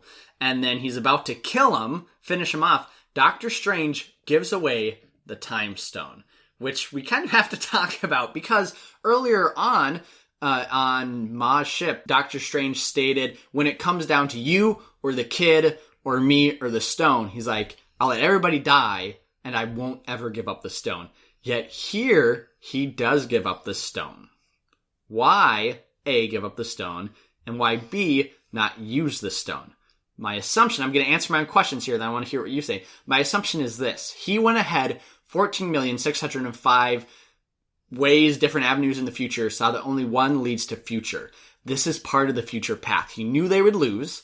He knew he would have to give up the stone, and so he's done all this, and he maybe has potentially interacted with somebody in the future or in the past already, or maybe he just knows that in the course of time something else will happen, but they have to lose first. I think that that's a good explanation. In the comic books, what ends up happening is Thanos gets so mad with power, because he's known as the Mad Titan. He gets more insane once he gets the gauntlet. Like, the power goes to his head, and he ends up doing some stupid things that he didn't think through, and so he loses the gauntlet. So I would say that that's what's going to happen in the next one, except that that's not really his motivation in the films.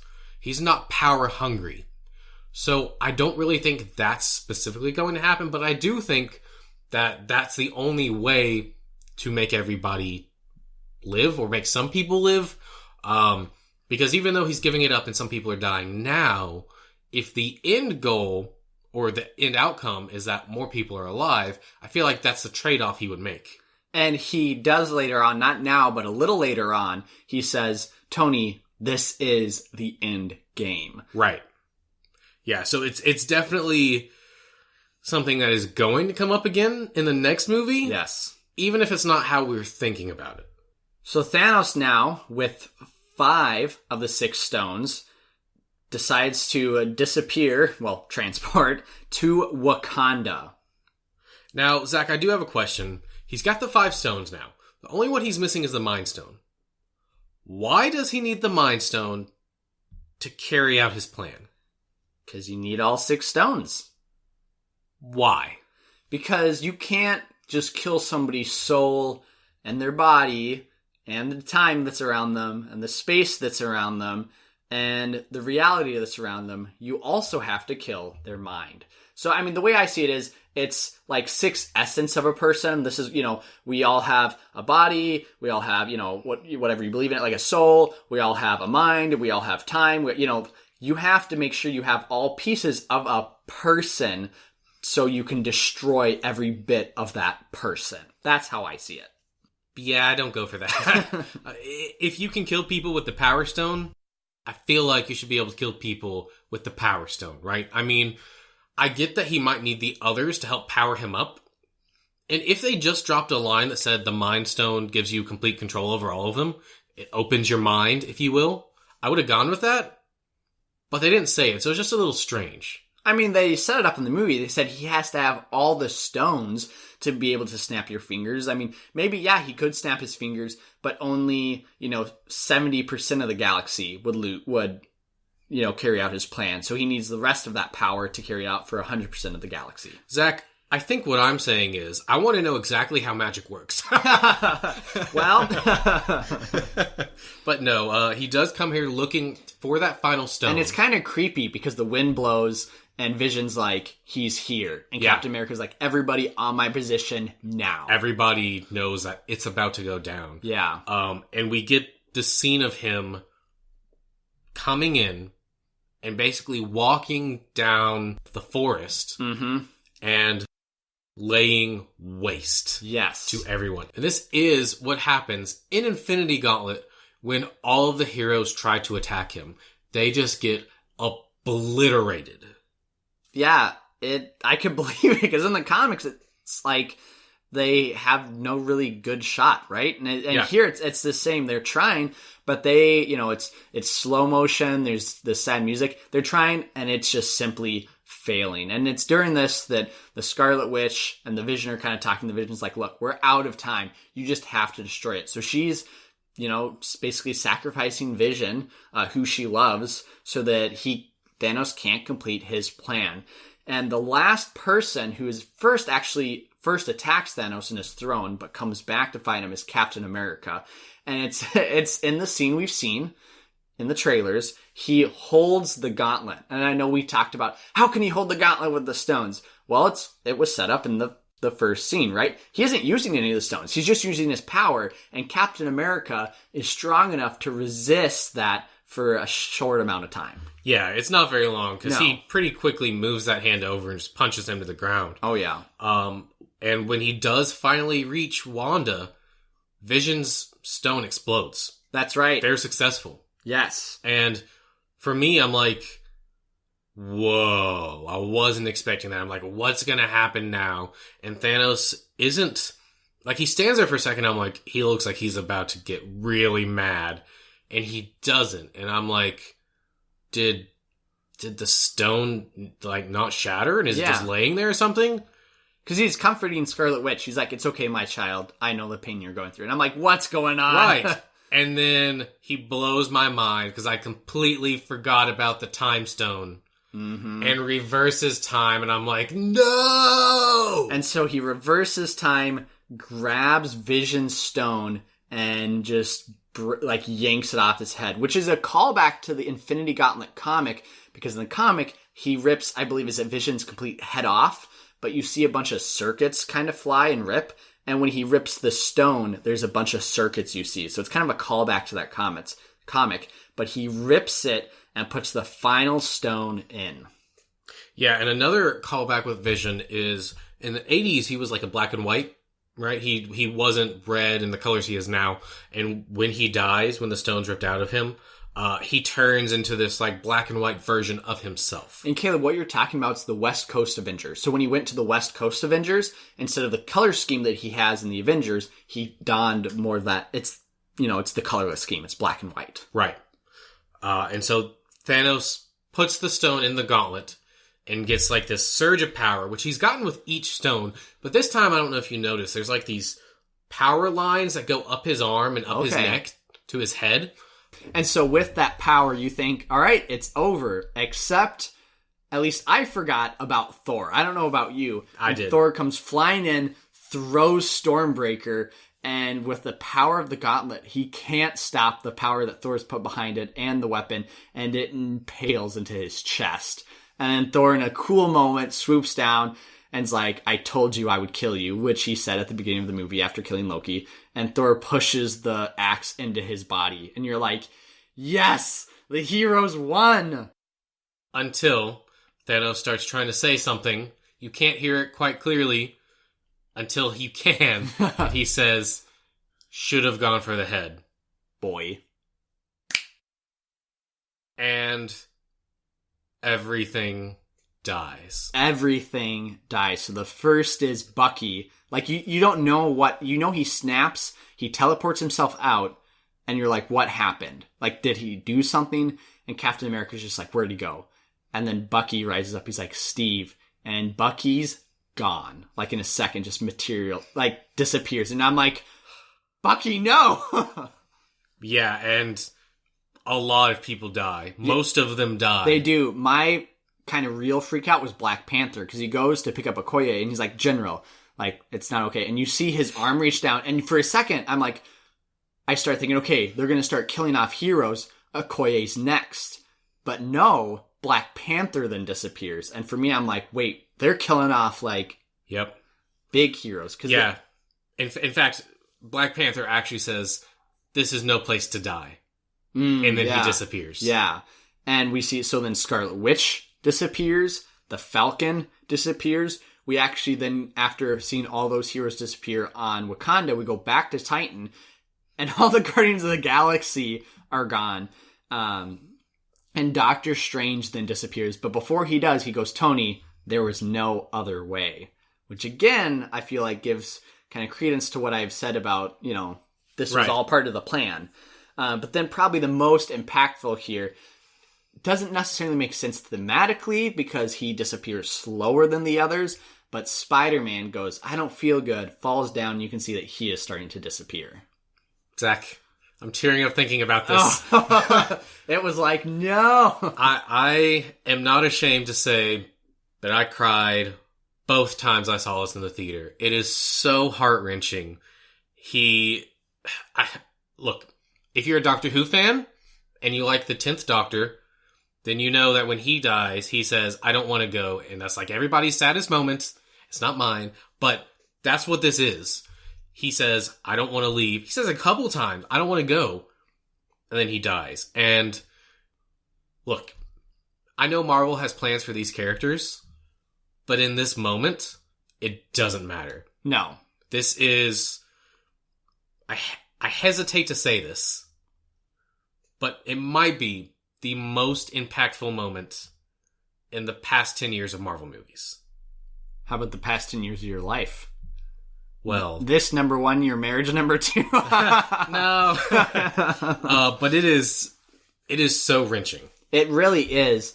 So kind of during these deaths, actually a little bit before, we do go to the soul world. So in comics, this is like heaven or paradise. It's a little more eerie here in the movies. But it's here where Thanos sees little Gamora. And little Gamora, who you can tell is like the actual Gamora who died. And she's here because she says, did you finish it? And he says, yes. And she said, I believe says, what did it cost you? And he said, it cost me everything.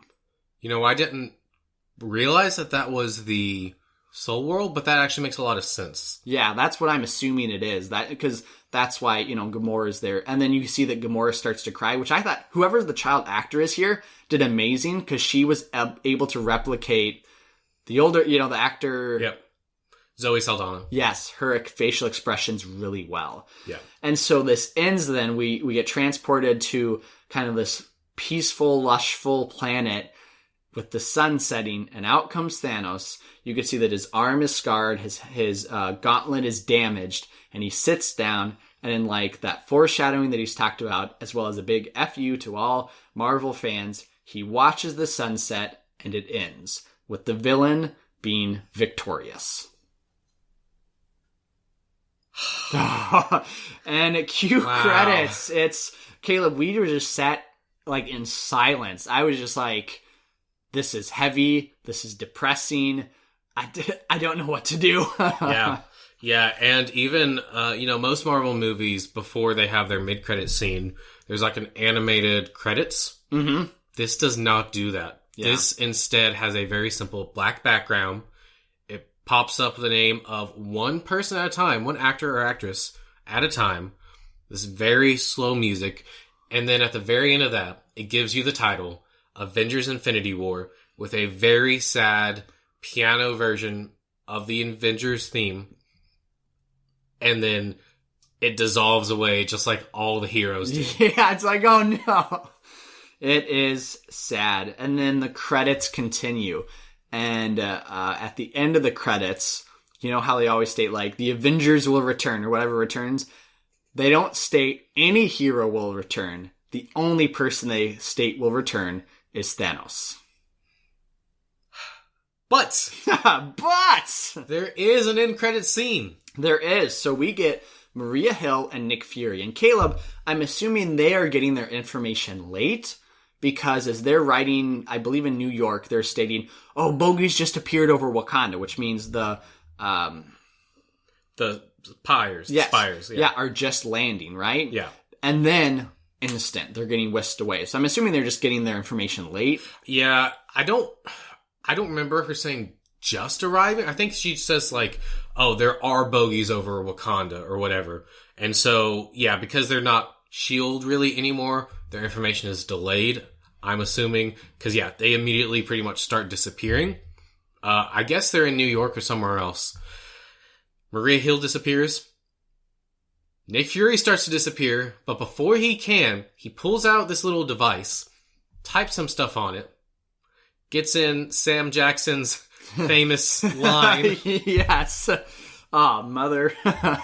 And then he disappears. The thing he was holding drops to the ground. We see sending. It says sending. We zoom in. And then on it appears the logo and colors of Captain Marvel. Captain Marvel, or Carol Danvers, yes, who in the comics is an Avenger and is a cosmic kind of power level being. She's a Kree. Well, she's a human and a Kree. She kind of had mixed DNA. But she is, I don't know, would you say on the same power level as Superman? Maybe a little less, not as powerful, but she's not as powerful. Pretty powerful. She's very powerful. And I actually said, well, we'll cover it later. But she's very powerful. She's very powerful. And this end credit scene, to me, Caleb, felt like the Rapture, right? That you hear like what are those really bad movies with Nicolas Cage in it where it's like the Rapture? All of them? All of them. That's so true. But I can't remember if it was our first or second showing, but I heard a couple people around me, like there were these two old ladies, and one was like, that's just like the Rapture. But it's a very end of the world feeling. Yes, it really is. And that concludes the movie. And before we move on to the success, I do want to give you a rundown. We told you who died. I want to tell you who's still around. Yes. These are the heroes or characters that are still around. Most of them are the original Avengers. We have Captain America, Thor, Iron Man, Hulk, Black Widow. Vision's body is still around, but he's dead because he doesn't have the stone. We have M'Baku, Okoye, Rocket, Rhodey, Nebula. Who we don't know... Shuri. Well, that's not shown. I guess so. We don't know. We don't know. She's lumped in the we don't know. Right. And there are two other characters that we don't know for sure, but based on set photos, we can assume that Hawkeye has not died, and that Ant-Man has not died. Well, with the movie coming out, Ant-Man and the Wasp. Ant-Man and the Wasp, which I am assuming takes place before this film. It would almost have to, because you couldn't really cover another villain if half the world is dead. Right. All right. That took all the air out of me, Caleb. Oof, wow, yeah.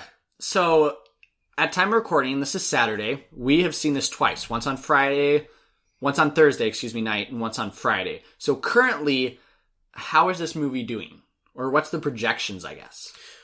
All right, so this movie, currently, critically, is doing really, really well. Not as well as Marvel's Best, though. It does have an 84 on Rotten Tomatoes, or at least it did when I wrote my notes up yesterday. Yeah.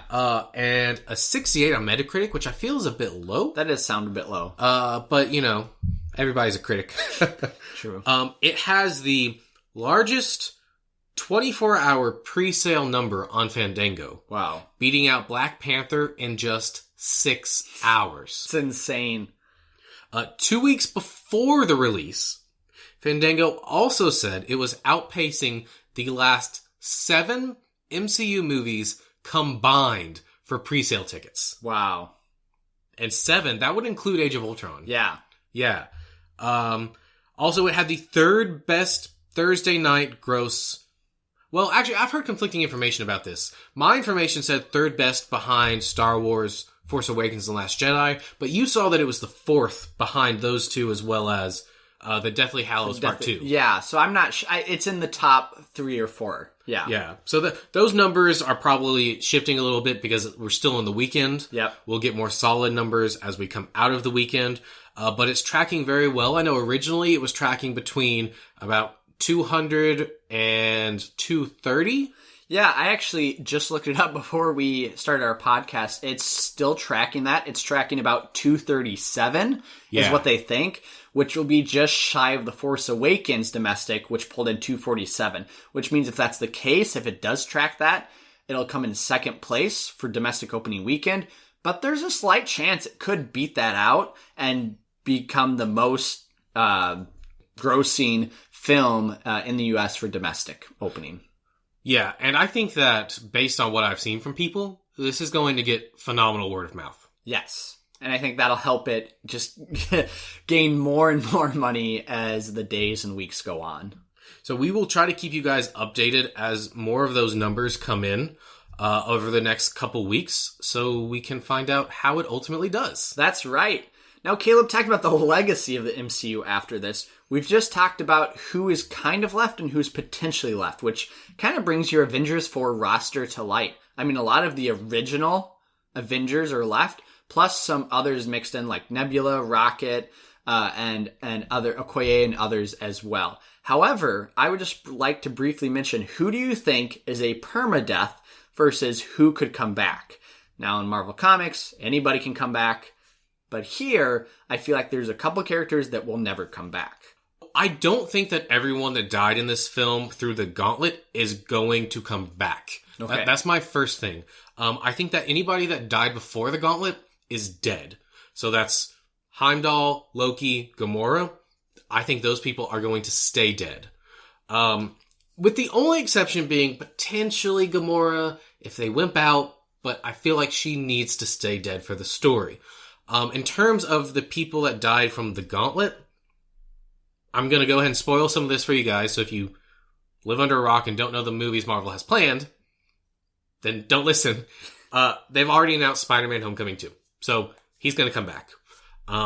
They've talked about Black Panther 2, so I'm pretty sure he's going to come back. And with the success of Black Panther, it would be weird. Yeah. Unless they pass to Shuri, but that would be really strange. Kind of different.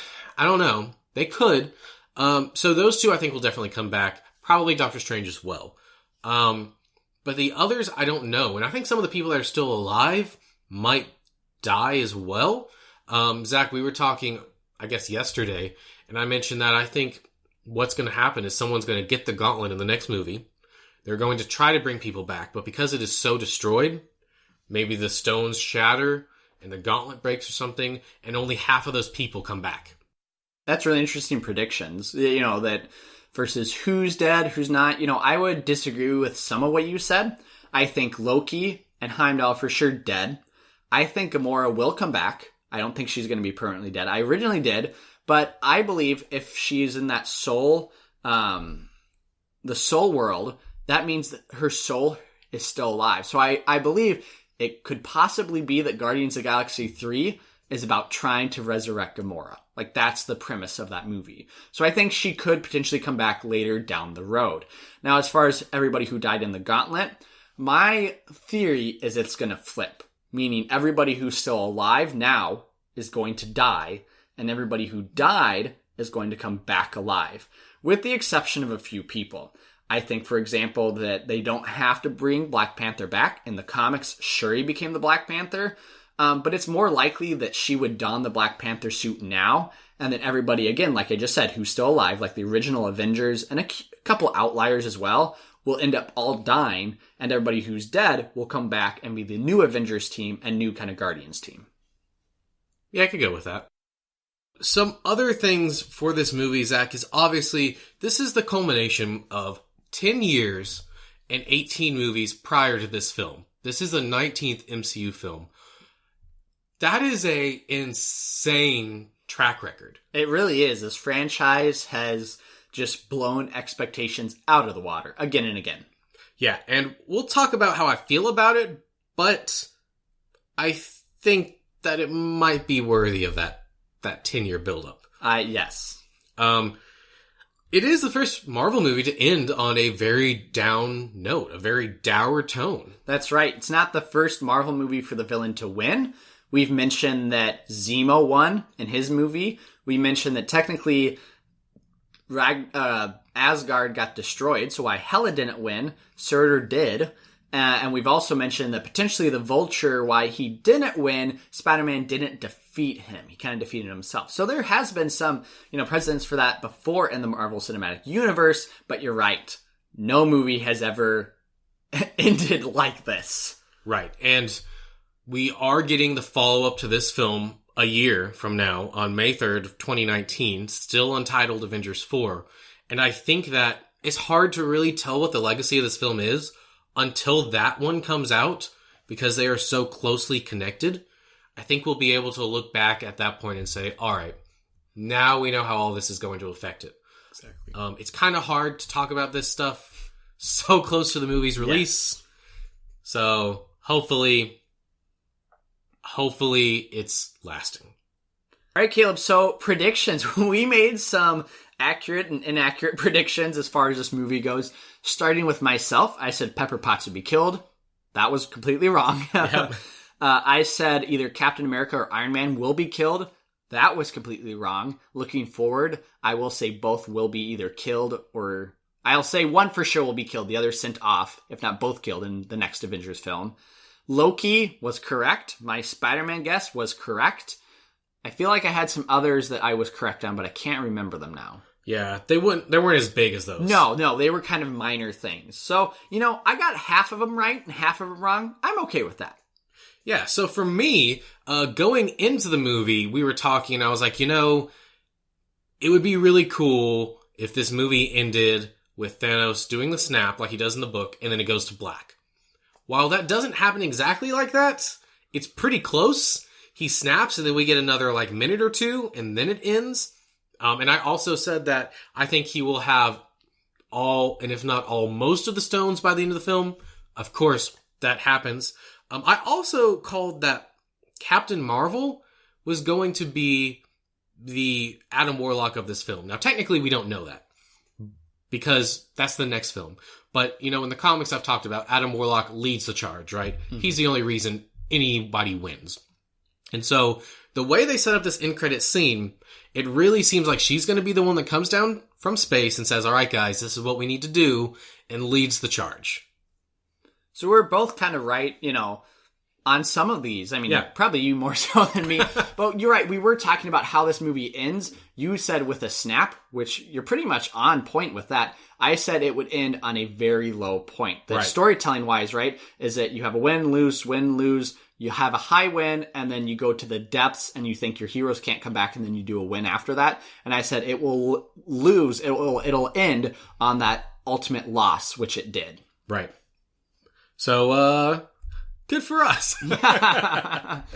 All right, Caleb. Well, with all of that covered, in your exhaustive list of 18, now 19 movies, where does Infinity War fit?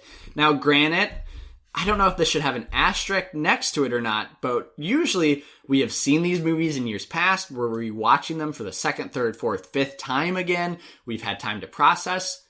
Infinity War, this is the first time we've seen it. We saw it twice in the last 3 days, and we have to try to process that and fit that within our lists. So keeping that in mind, where does Infinity War fit within your list of MCU movies to date?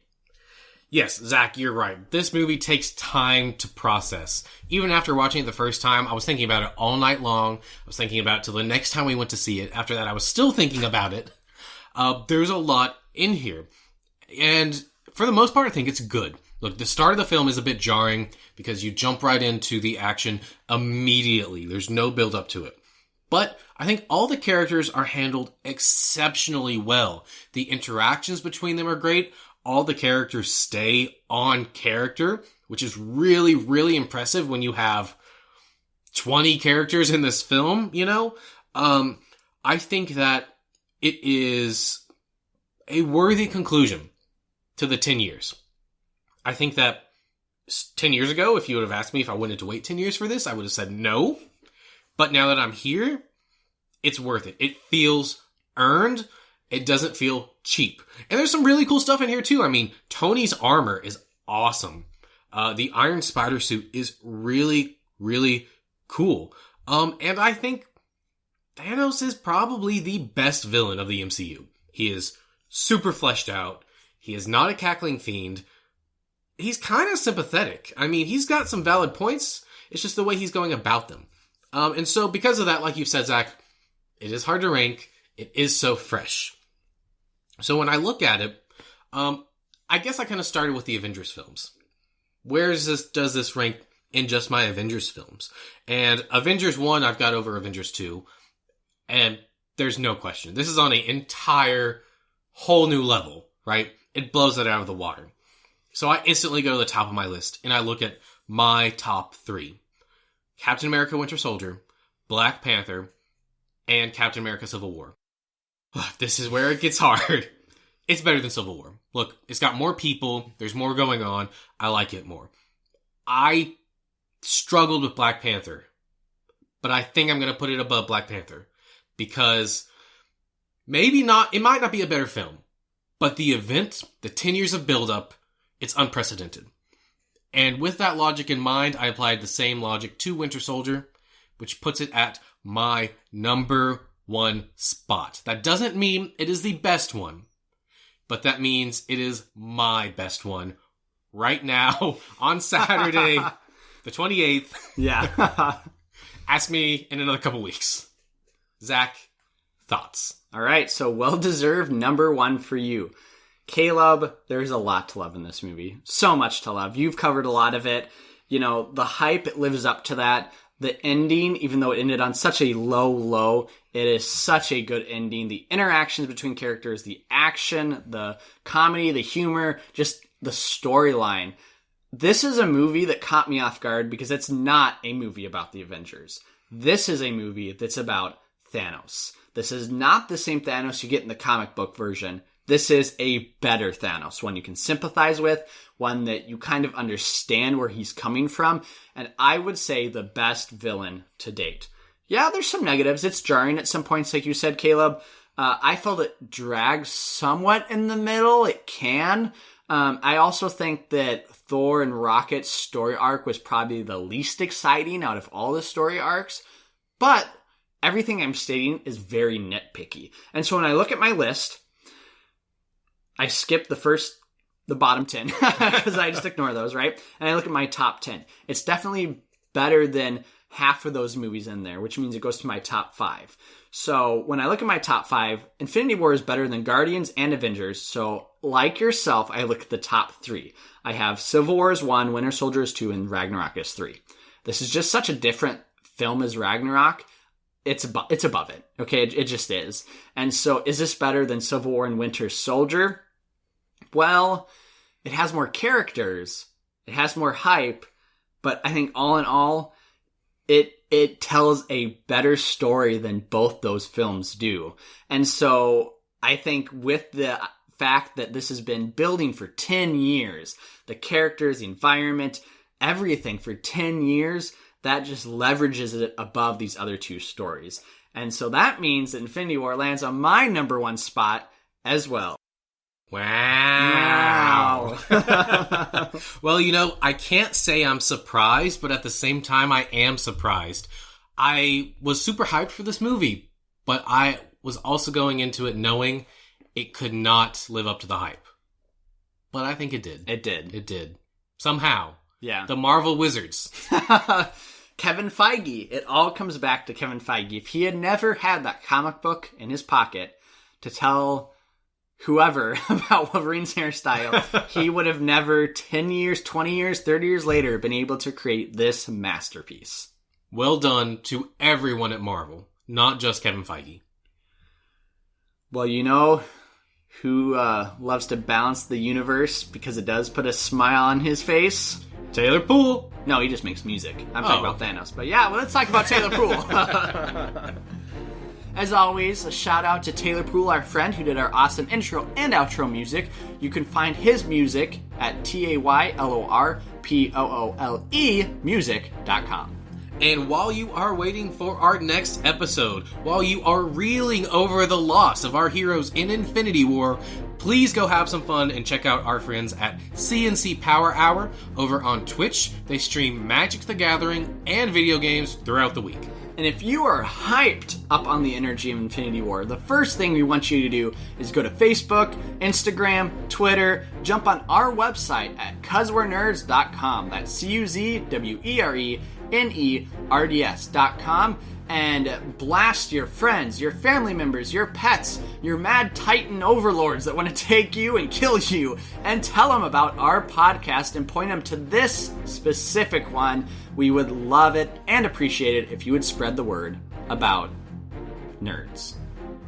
So thanks for listening to 'Cause We're Nerds, Road to Marvel's Infinity War, Avengers Infinity War. We would love to hear your comments or feedback at cuzwerenerds@gmail.com. That's CUZWERENERDS@gmail.com. You can leave us a review or comment on iTunes, Facebook, or that email. You can also follow us on Twitter, Facebook, Instagram, or any other major social networking or podcasting sites. Join us next week as the road progresses on from Infinity War. What is our definitive list of MCU movies? Why is Marvel so successful in light of other failing franchises? And what is the new path that our podcast is taking? Find out the answers to these questions and much more on 'Cause We're Nerds. Stay nerdy.